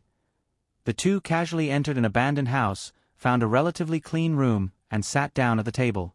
Arbor used his mystic sense to open his inner world and took out 2 steaming bowls of soup from the all-purpose food box. He handed one bowl to Emolien and held the other bowl for himself. Emolien had been busy the whole day and definitely didn't eat properly. This bowl of soup was for him to fill his stomach first. Hurry and drink. Black-boned chicken soup is very nourishing. We'll talk after you finish. The little fellow handed him a spoon and held the soup in his hands, drinking it in small sips. Crown Prince Mo was extremely moved. As long as his little emperor darling treated him slightly better, Crown Prince Mo felt that he would definitely be moved by the heavens and the earth. Thus, he shattered a bit more of this stoic baby's layers of ice. The Crown Prince's goal was to defrost his baby as much as possible and warm her heart. Amen, it would be best if she smiled at him often. That would be perfect. Arbor looked at him in bewilderment, his bright black eyes staring at him. Why aren't you drinking? It's delicious. Amen. Amen. Prince Mo hastily drank a mouthful, but he almost scolded himself. Are you an idiot? Arbor rolled his eyes and reached out to take out a handkerchief to wipe the corner of his mouth. This soup is still warm. It's very hot. Jojo, you even carry hot soup with you. If this treatment was placed in peacetime, it would be especially blissful to be able to drink a mouthful of hot soup at any time when one went out for training. Emin, hurry and finish it. Arbor watched him finish the soup and then took out 3 dishes and 2 bowls of rice from the food box. He handed one bowl to him. Eat. We'll talk while we eat. Prince Mo was instantly dumbfounded. Jojo, you really cooked rice and brought it out? No. I have a lunchbox with a lot of food in it, but I didn't cook it. Arbor stuffed a mouthful of rice into his mouth and said casually, Let's talk business. According to my observation, every time there is a large-scale outbreak of zombies, there was a bird about the size of Ching Wan that would fly across the sky. Perhaps there was more than one. Maybe there are a few of them, but they are flying high, so we might not be able to notice them. Doesn't it look a bit like a nighthawk? That kind of bird? You noticed it too. Arbor chewed a mouthful of rice and nodded vigorously. That's right, that's right. I call them night-caw birds. Prince Mo's expression turned slightly solemn. He put down the spoon in his hand and said, This kind of night-caw bird's flying speed isn't any slower than the blue phoenix's. Jojo, come on. Crown Prince Mo pulled Xiao Mu up and walked to the room next door. Suddenly, with a flick of his finger, he abruptly released a giant bird carcass from his inner world, which practically filled more than half of the room. Arbor's eyes suddenly brightened. Yes, it's this kind of bird. Heavens, so Emolien was actually that sharp. She had already shot and killed a nightcaw bird at some point in time and hid it in her inner world to study it for a while. Back in Kyoto village, on the night of the zombie outbreak, she had vaguely seen this kind of nightcaw bird. At that time, a thought flashed through her mind, but she couldn't grasp the fragments of memory. It wasn't until last night when she saw the bird's afterimage flying past from the window that she suddenly woke up.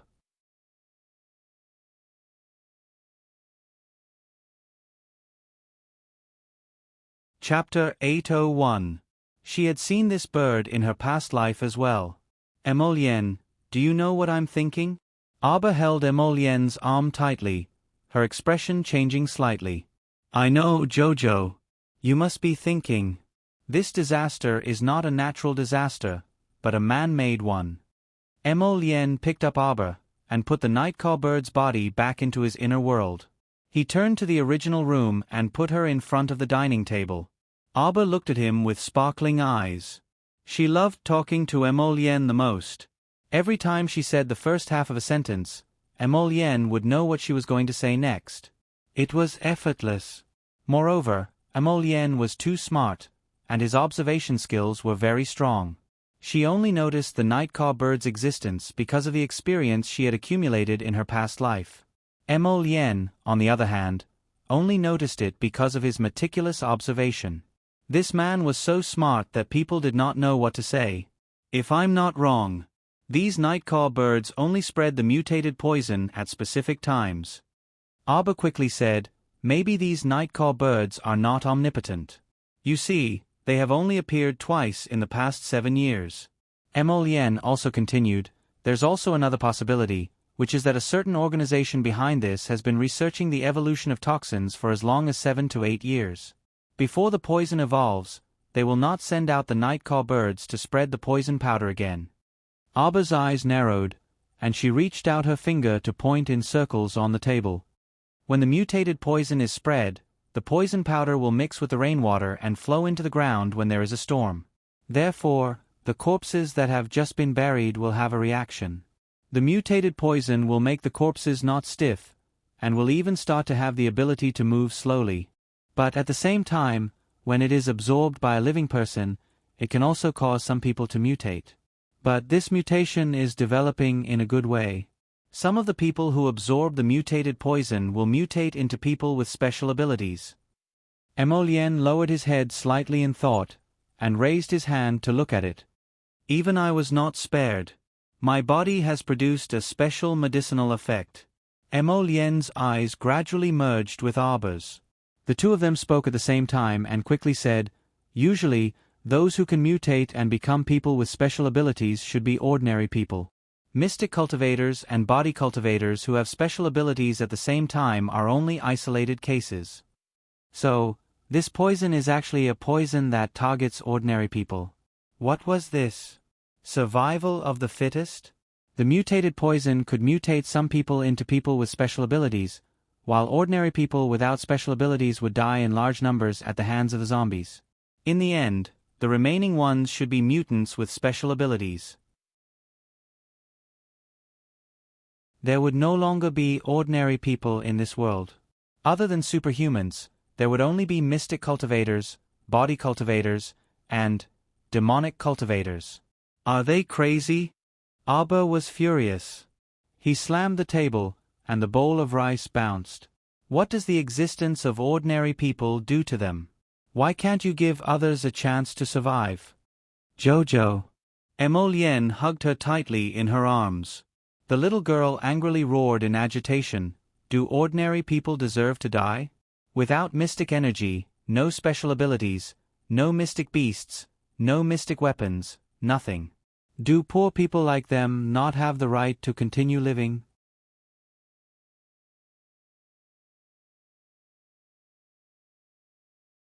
Chapter 802.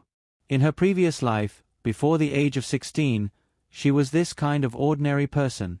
A person who couldn't be any more ordinary. Her father, Qiao Zhongbang, was also a cripple whose mystic meridians were crippled in her previous life. When she was 9 years old, her family sought refuge in the Mo Kingdom capital's Qiao family. How much contempt did they suffer? How difficult was it to survive? These matters were vivid in her mind, and she didn't dare to forget a single bit. Why did they have to do this? Why couldn't they give ordinary people a chance to live? This damned organization manipulated all ordinary people in the palm of their hand. What exactly did they want to do? Did they want to completely change the world? Their poison has evolved. Arba clutched Emolien's sleeve tightly as he said each word. That's right. The poison powder already doesn't only mutate corpses. It can enter the blood through ordinary wounds and cause living people to turn into zombies. Arba said with an icy gaze. That was why she said those words to Lightning. Those people who mutated yesterday definitely didn't mutate because they were injured. The main reason was that the nocturnal cootbird's poison powder had entered their wounds and blood, causing their bodies to mutate again. This dark organization behind the scenes was truly terrifying. They could actually develop such a terrifying poison for the human body? What was their goal? Did they want the world to be destroyed? What benefits would they gain from the destruction of humanity? First stage, mutating corpses. Second stage, mutating living bodies. No, they're about to enter the third stage. Water source mutation. These people acted faster than in her previous life. Arba turned to Emolien with a solemn expression and said, "Every fortification must open up a new water reservoir and bring in underground water. Every water storage point needs to be guarded day and night. Jojo, do you think they'll extend their evil claws to water sources in the following third stage? What's faster and fiercer than polluting water sources?" In her previous life, the nocturnal cootbirds had spread poison powder to rivers and lakes. According to her experience, one would turn into a zombie after drinking water. This kind of thing was about to happen before her eyes. She didn't know if Emolien had been in northern Mo in her previous life. In any case, the construction of the fortifications in her previous life simply wasn't that fast. Basically, after the zombie disaster, the symbol of national power completely fell from power, and there was no distinction between countries anymore. At that time, the entire Seacone planet was in chaos, abnormally tragic, and chaos was everywhere. It wasn't until 2 years later that the construction of the defensive fortifications was started by people who crawled and rolled on the ground. In the later stages of the zombie apocalypse, when she was about 18 or 19 years old, finding a water source had become a fatal and terrifying problem. It was already very hard to find a clean water source on the entire Seacone planet. Therefore, people were frantically searching for the secret realm. Yes, the mystic realm. There might be a clean water source in the Immortals' Grotto Heaven or the land of heritage set up by the expert. What people yearned for the most were naturally formed secret realms.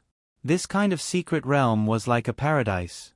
It had its own natural law, and everything in the world was created to form a complete ecological world. However, this kind of secret realm required thousands or tens of thousands of years to form. Once it was found, it would naturally be a fierce struggle for it. At that time, some of her teammates in the team of 20 had died of thirst.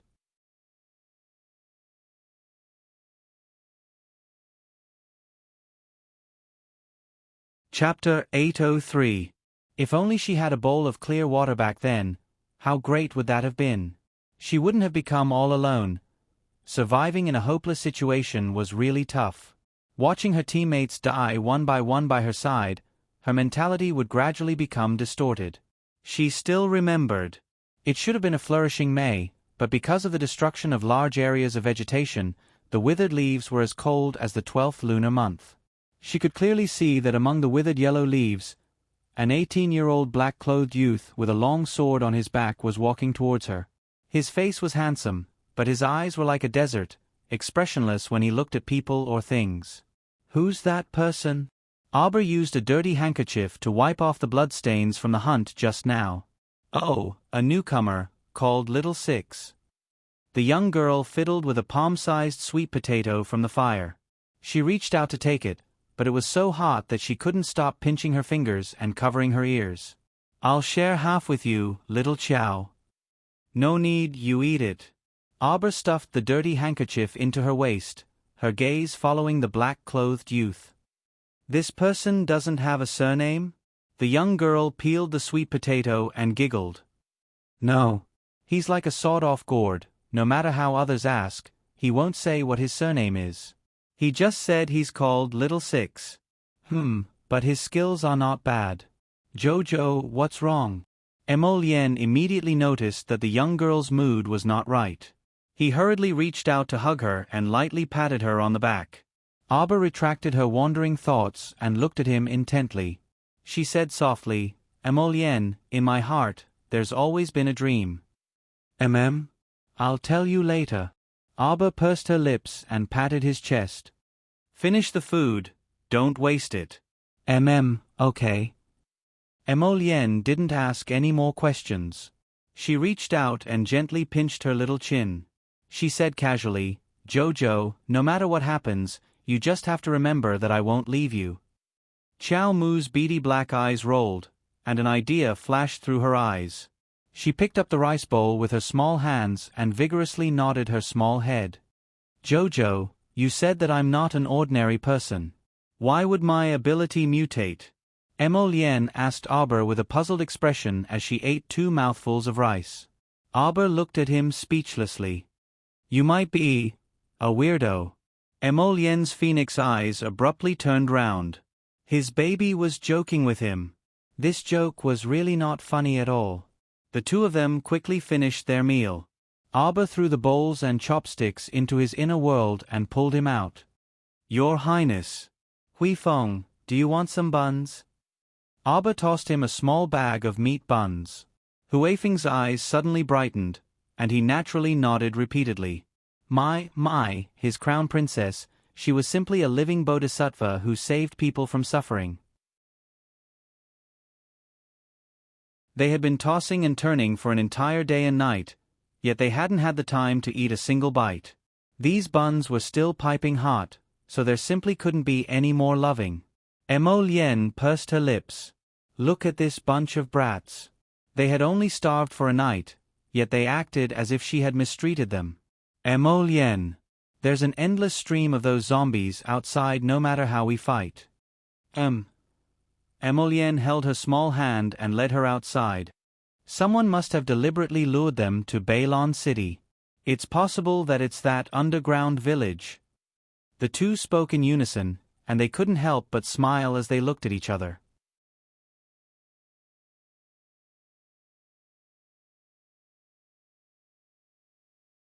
Chapter 804. That underground village is very strange. It's so close to the Mo Kingdom capital, so there must be something strange about it. Emolien said softly, from the looks of it now, it might be an underground place where zombies are secretly raised. Could that underground village be related to the organization behind it? Emolien shook her head. We don't know about that yet. But this organization spent 7 to 8 years just to develop the evolution poison powder, which means that it should have existed for a very long time. Are they perverts? Why must they play a bloody game of survival of the fittest for normal people? Emolien patted her little head. Good girl, don't think so much. You've already thought enough today. I'll send you back to rest, okay? No, I've already thought of a way to deal with those zombies outside the city. Arba hugged Emolien with 2 small hands and tilted her head. But I need your cooperation. Emolien looked at her in amusement. Okay, tell me. I'll cooperate however you need me to. As he spoke, he lowered his head to search for her little mouth for a kiss. Arba's little face swiftly flushed, and she snuck a glance at Huifeng and the others, only to see them fighting over the buns far away. Not this cooperation. Xiao Mu angrily blocked the man's thin lips with her hand. Emolien pulled down her little hand and directly kissed it twice. Her heart inexplicably softened when his thin lips grazed her little hand. Oh, then this is it. This. Or this. He kissed, touched, and licked. Xiao Mu forcefully pulled back her small hand and angrily cast this scoundrel a glance. You're neither. It's that you need to show off your skills at the city gate later. Kiss at the city gate. Emolien hugged her and floated forward with a tap of his feet. Isn't that too high profile? Scram. Abba was so angry that she wished for nothing more than to bite him. You know little sixth Zheng? MHM. Eh? Wasn't this weird topic changed a little too abruptly? Xiao Mu was caught off guard and was tricked into revealing the truth by a certain two-faced guy. Alarm bells rang in Emolien's mind. Not good. Her baby really knew little sixth Zheng? When did they meet? And where did they meet? That was impossible. Could it be that this little sixth Zheng knew his Baobao before him? How old would that be? 3 or 4 years old? 5 or 6 years old? F*CK, weren't they childhood sweethearts and innocent playmates? Get lost. When the two of them approached the city gate, they heard a commotion. Wu Xiao and blocked in front of Sixth Zheng and was currently cursing Wanren Ningjing furiously. Get lost, woman. No. Sixth Zheng's hand was cut. He's going to mutate soon. We have to kill him immediately. Wu Xiaoan was so angry that his eyes turned red. Bull *T. How did the sixth young master get injured? What do you think? If it weren't for a certain capable person who insisted on shooting with a bow and arrow and almost accidentally injuring a teammate, would the sixth young master get injured while saving someone? Wanren Ningjing's face reddened, and then she said angrily, no matter what, Sixth Zheng must die to prevent more people from being infected. Who dares to touch little sixth? Abba shouted angrily. Emolien couldn't stop her in time and only saw the little fellow dash over like a fleeing rabbit. For a moment, her emotions were all jumbled up, and her gaze turned sharp as she stared at sixth young Master Zheng. What are you all crowding around here for? Abba pushed aside the sword-wielding Wanren Ningjing like a female leopard protecting her cub. Scram!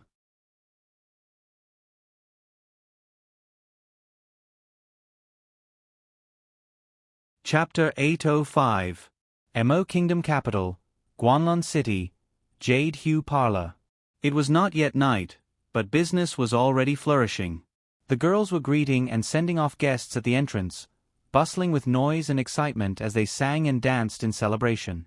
Zhao Qiran was the only one seeking peace and quiet. She was sitting on a swing by the pavilion in the rear courtyard, her thoughts reverberating back and forth. Miss Ran, Miss Ran. A maidservant hurried over and bowed to her. Zhao Qiran's eyes brightened slightly. Is the Qin Estate's second young master here? The maidservant shook her head at her and said cautiously, Yes, it's the Duan Estate's eldest young master and third young master inviting you over to sit. Mama Li wants you to prepare. Zhao Qiran's bright eyes dimmed bit by bit. At the same time, in an incomparably luxurious room on the third floor of the Jade Hue Parlor, a red-clothed girl was lying on the bed, revealing her fair and graceful thighs.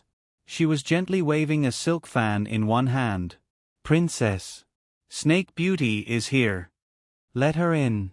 This princess's voice was innately babyish. The moment she opened her mouth, it was soft and limp, as if a kitten's claws were scratching someone. Snake Beauty greets Princess. Snake Beauty swayed her body as she entered, acting as if she was going to kneel on the ground. All right, all right, all right. The princess waved her fan and glared irritably at her. After the village was destroyed, where did you wander off to? Only now did you know to come back? It's really a long story to tell. Snake Beauty swayed her waist and casually sat down on the round stool in front of the bed. She reached out to pick up a cup of hot tea and took a sip. Princess, this subordinate almost lost her life to come back to see you. Snake Beauty said pitifully as she wiped the corners of her eyes with her sleeve. Then, she rambled on, exaggerating how Emolien and Auber had barged into the underground village. She also added how she had narrowly escaped with her life, how she had been trapped in the underground waters after escaping, and how much effort she had expended to come back. After this long-winded rambling, an hour had already passed. The Raksha princess, on the other hand, was completely engrossed in his story. Sigh, if I had known earlier, I would have gone to the underground village earlier. I could have gone on an adventure with you. I've experienced so many strange things. Sigh. Princess Luosha raised her slender hand and waved the silk fan in her hand. Snake. When the Snake Beauty heard this nickname, her ears couldn't help but twitch. In fact, even though she was disguised as an adorable little Baldy, she was still disdained by Arbor. After parting ways with Arbor at Balon City's gate, she even went to take on a private job midway before returning to see the Raksha princess. However, she obviously wouldn't tell Princess Luosha about this. Alas! The Raksha princess sighed sadly. Snake, I recently accepted a business deal, but without you by my side to advise me, the business isn't going so well. The Snake Beauty revealed a smile that was comparable to a flower. Princess, what kind of big business did you take on? Someone placed an order in our Raksha ghost sect and paid an astronomical price to buy Northern Prince Mo's life. Princess Luosha waved her fan and bent her long and fair leg. For this reason, I even specially dispatched someone to invite Thief Sage to take action. Snake Beauty's smile was as gorgeous as a mountain flower. Is that so?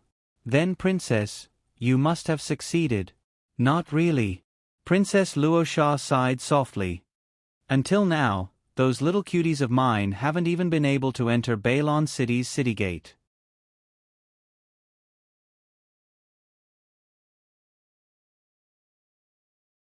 Chapter 806. Sigh, without being able to get close to that Northern Prince Mo, what's the point of talking about buying my life?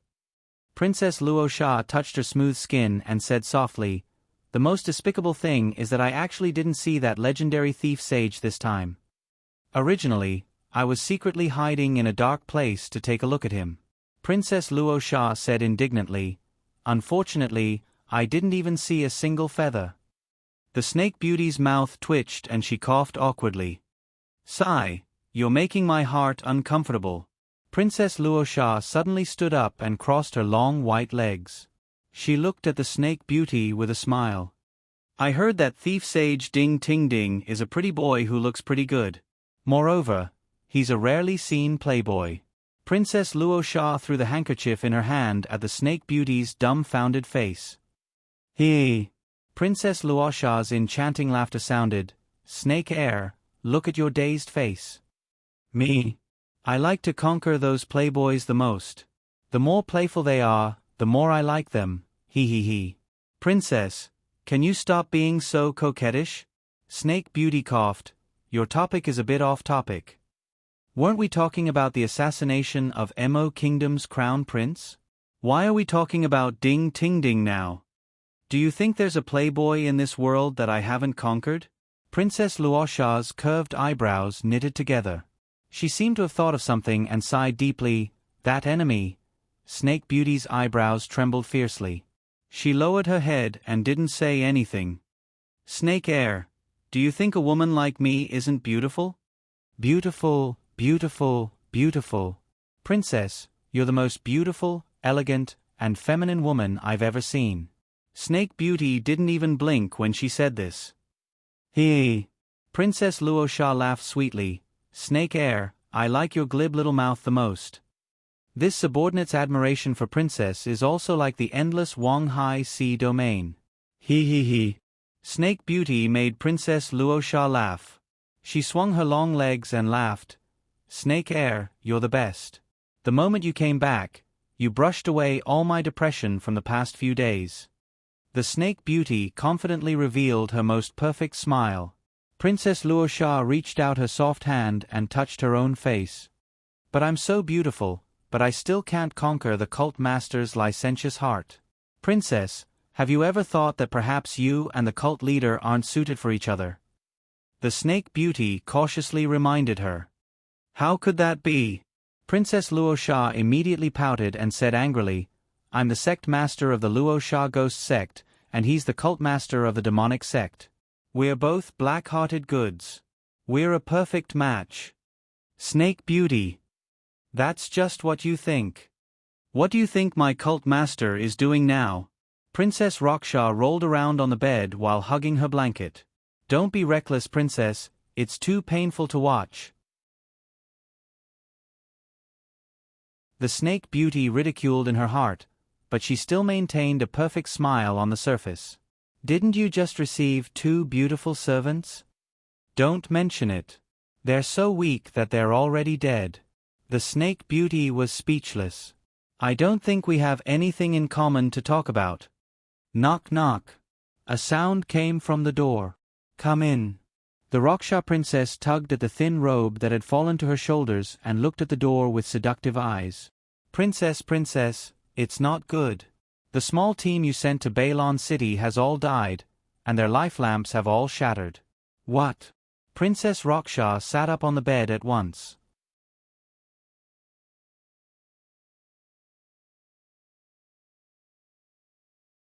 Chapter 807. The Raksha princess's beautiful eyes gradually darkened. Go transfer the life lantern miniature over. No life lantern miniature. You don't have it. The Raksha princess raised her voice slightly as she stared deeply at the trembling woman standing at the door. Useless thing, scram. The Raksha princess flicked her sleeve forcefully, and a majestic wave of mystic energy jolted the woman at the door, sending her flying in a split second. She crashed onto the ground and spat out 2 mouthfuls of blood. Don't you think this matter is fishy? The people I sent were basically all level 7 or level 8 mystic cultivators, and there was even a level 2 spiritual cultivator mixed in with them.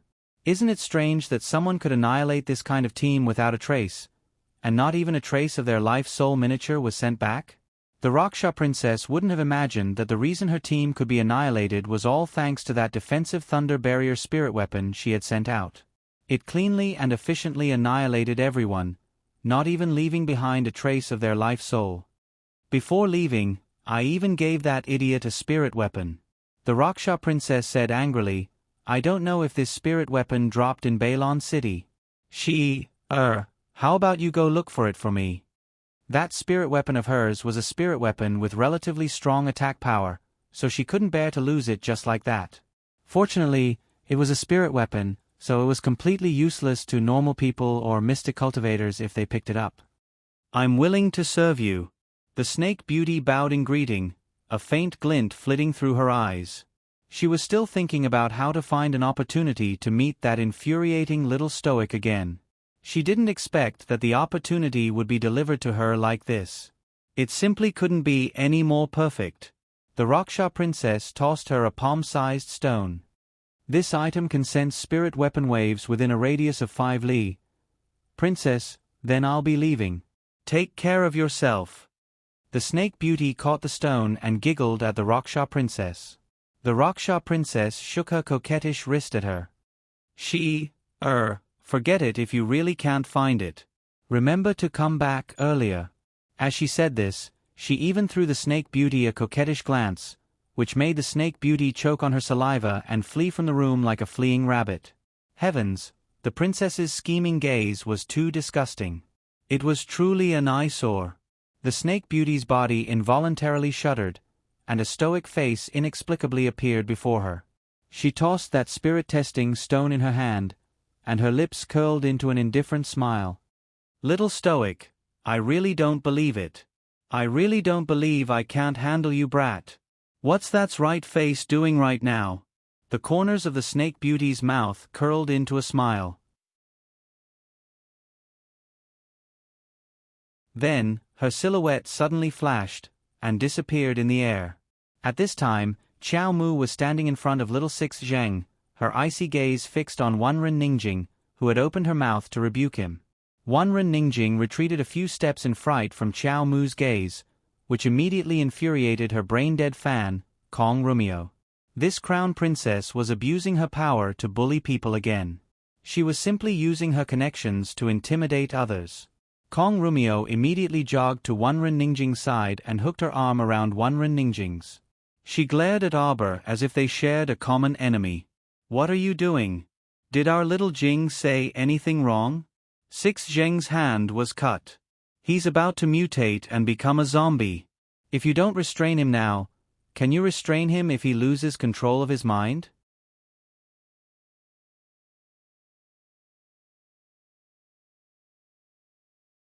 Chapter 808. Don't talk to them. The 2 Celestial Medicine Valley physicians who had previously quarreled with Arbor walked over gloomily. Deal with them immediately. I'll see who dares to make a move. Arbor blocked their way, his black eyes revealing traces of impatience. These ants from Celestial Medicine Valley were muddle-headed and especially good at stirring up trouble. They were truly too annoying. Miss Jing. At this time, a loud shout was heard, and Xiongqin stumbled out from a dark corner. She threw herself before Wanren Ningjing with an aggrieved expression and wailed, "Miss Jing, please uphold justice for our miss." "Who are you?" Wanren Ningjing didn't recognize this woman at all.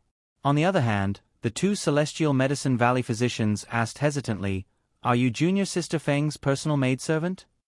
Xiongqin nodded vigorously and wailed, "I beg Miss Jing to uphold justice for our miss." Those two Celestial Medicine Valley physicians sighed and turned to tell Wanren Ningjing, "Miss, this is Junior Sister Feng Manyun's maidservant. I just happened to be reporting this matter to Miss Jing." Junior Sister Feng had just mutated, and she was immediately dealt with by the Crown Princess. One of the physicians gazed coldly at Arbor. "Crown Princess, you also said before that no one has special privileges. As long as it's a mutated corpse, they should be dealt with." Arbor's frosty gaze landed on that physician. "I see that you people from Celestial Medicine Valley not only have problems with your brains, but you're also blind." "What did you say?" That physician was so infuriated that his face flushed red. He was a grown man in his 30s, yet he was actually scolded like a dog by a little lady. Just the thought of it infuriated him. "You keep saying that little sixth has mutated. If you're not blind, then what are you?" Arbor stepped aside, and the youth's tall and straight figure appeared in front of everyone. "The Crown Princess is right." Wu Shaoen nodded heavily. "Little sixth is completely fine, yet you just have to talk about mutated. If you're not blind, then what are you?" The Celestial Medicine Valley physicians scoffed. "That's only temporary." "That's right." Wanren Ningjing looked irritably at Arbor with a frosty expression. "Sixth young Master Zhang merely hasn't mutated for the time being, but you've also seen that all of the injured have undergone a living mutation. This fact doesn't allow you to quibble." Arbor didn't wait for her to finish and suddenly attacked. A green vine drilled out of her sleeve and coiled around Wanren Ningjing's neck. In the next second, Wanren Ningjing was dragged to her side. This move could be said to be beyond everyone's expectations. "Ah!" Kong Rumio exclaimed. "What are you doing?" The dagger in Arbor's hand was pressed against Wanren Ningjing's cheek, his voice as cold as ice on a snowy night. "Whether it will mutate or not, you will know after experiencing it yourself."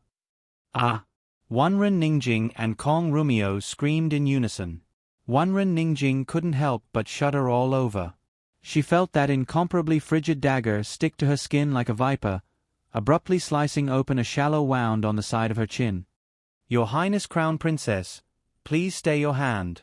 Second young Master Do, who had come after hearing the news, hastily walked up to them, his pupils constricting as he looked at Arbor. Swish! The green vine coiled around Wanren Ningjing's neck noiselessly withdrew. Arbor twisted Wanren Ningjing's arm with one hand and abruptly pushed her into second young Master Do's embrace. Wanren Ningjing staggered a few steps before falling onto second Do.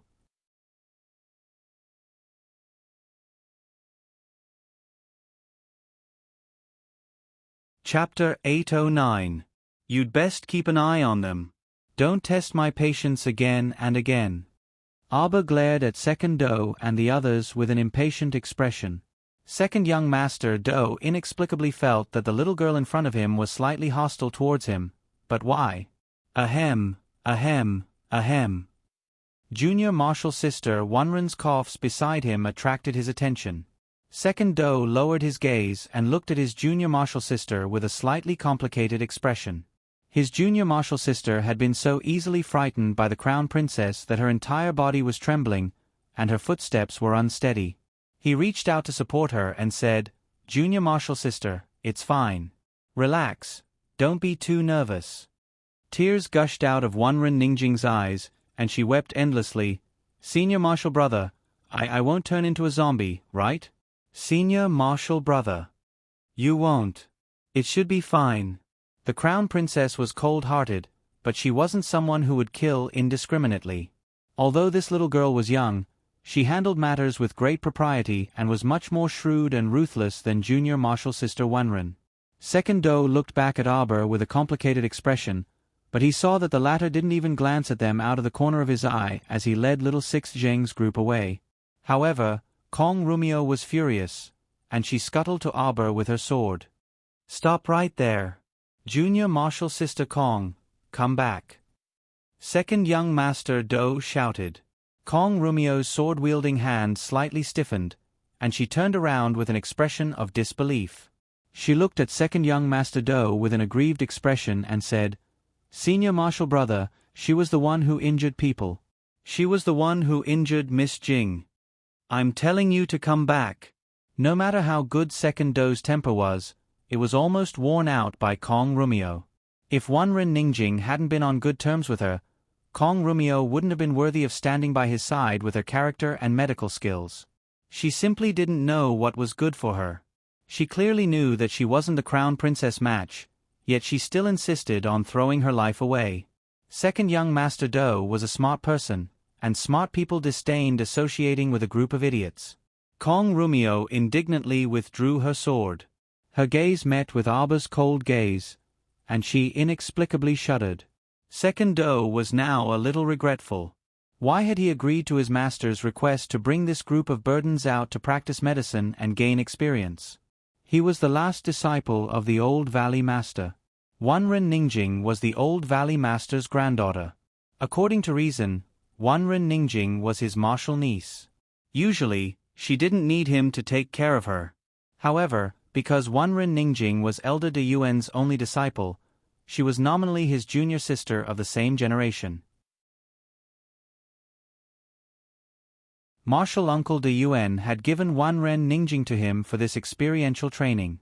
Under the doting of the Valley Master and Elder De Yuan, junior sister Wenren had developed an innocent and unruly character. Although junior sister Wenren's temper had toned down quite a bit after coming out to train, Miss Jing, who was used to being flattered by others, would definitely not be able to hold back her anger once she suffered a setback in reality. How troublesome! Second Do narrowed his eyes and sighed inwardly. On the surface, he had no choice but to put on a caring expression. He reached out to pat Wenren Ningjing's trembling body and softly comforted her. "Junior sister, don't worry. The crown princess is probably just joking with you." Wenren Ningjing gritted her teeth, her small face flushed red with anger. "Who would make such a joke? If the wound mutates, I'll die." The wound on her chin was actually very shallow, and there were no longer any bloodstains seeping out. However, she couldn't stand being frightened and kept feeling that the wound would mutate, so she felt uneasy and itchy all over.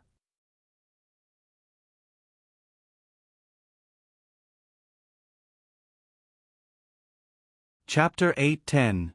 Junior sister, it's already been about an hour since 6th young Master Zheng was injured. He's completely fine, which means that you'll also be fine. Compared to the shrewd, ruthless, and decisive crown princess, Wenren Ningjing was more like an immature little girl. Her intelligence and judgment were far inferior to the crown princess's. The problem was that Wenren Ningjing was 3 to 4 years older than the crown princess, yet she was so naive. Sigh. Second young master Do sighed helplessly. He patted Wenren Ningjing's shoulder and handed her a small box of ointment. "Junior sister, apply the ointment. You'll know in a bit that nothing will happen." Wenren Ningjing accepted the ointment dubiously and nodded tearfully. On the other end, Wu Shaoen grinned and had just given his thanks. Then, he saw the crown princess grumpily roll her eyes at 6th young Master Zheng. "Are you an idiot?" Arbor grumpily tossed a medicine bottle into 6th young Master Zheng's hand. "You don't even know how to resist when someone wants to dispose of you?" "Many thanks for saving me," 6th young Master Zheng blankly replied. It wasn't that he didn't resist, but that he was momentarily dazed by this crown princess. What a strange feeling. For the first time, little 6th Zheng, who was usually not very fond of interacting with women, felt that this bright-eyed crown prince consort's affectionate way of calling him Little 6Z actually made sense. What a foolish brat. Prince Amo walked to his Jojo's side in a bad mood and pulled her small hand. This brat was very strange. Even with his network of contacts, he actually didn't know when this brat had met Jojo. Prince Mo glanced at little sixth young Master Zhang and then pulled his Jojo up the city gate tower. At this time, Arbor's attention was already on the densely packed zombies howling endlessly outside the city gate tower. City Lord Lin, who hadn't closed his eyes for an entire day and night, ran over to the young couple with a head full of sweat. "Your Highness, what do we do now? Our mystic cultivators are almost exhausted. If this stalemate continues, the cannons won't be enough. Gather all the mystic cultivators who can move. I want mystic cultivators level 5 and above." Arbor glanced indifferently at City Lord Lin. "Don't worry." Emolien raised a hand and patted City Lord Lin's shoulder. "The Marquis of Stability has already rushed over with his men. In addition, Commander Huey's men should be arriving soon. We just need to hold on for a while longer. Before they come, we have to defend." Lin Yongyi was overjoyed. He wiped his sweat and nodded repeatedly. "Good, good. Then this subordinate will immediately summon mystic cultivators level 5 and above." "Not good, City Lord. There's a hole in the city gate. Zombies are jumping in from the outside. Why are you still talking nonsense? Hurry up and put on your armor to protect yourself. Have the body cultivators quickly gather at the city gate tower." City Lord Lin was so anxious that his forehead was drenched in sweat, and he rushed down the city gate tower with his men. Seeing that City Lord Lin didn't have the time to summon the mystic cultivators, Arbor walked up and said calmly, "Mystic cultivators level 5 and above who can still crawl, get up and gather here. Those who are lying on the edge of the city wall, those who are half lying on the ground gasping for breath, those who are holding onto their swords, and those who are holding onto their sabers, all of them slowly crawled over from where they were standing and staggered to their feet. There were less than 100 mystic cultivators level 5 and above who could crawl and stand up. You're tuning in to the Narrate and Escape YouTube channel. Don't forget to subscribe and join us on this journey to catch the most captivating stories.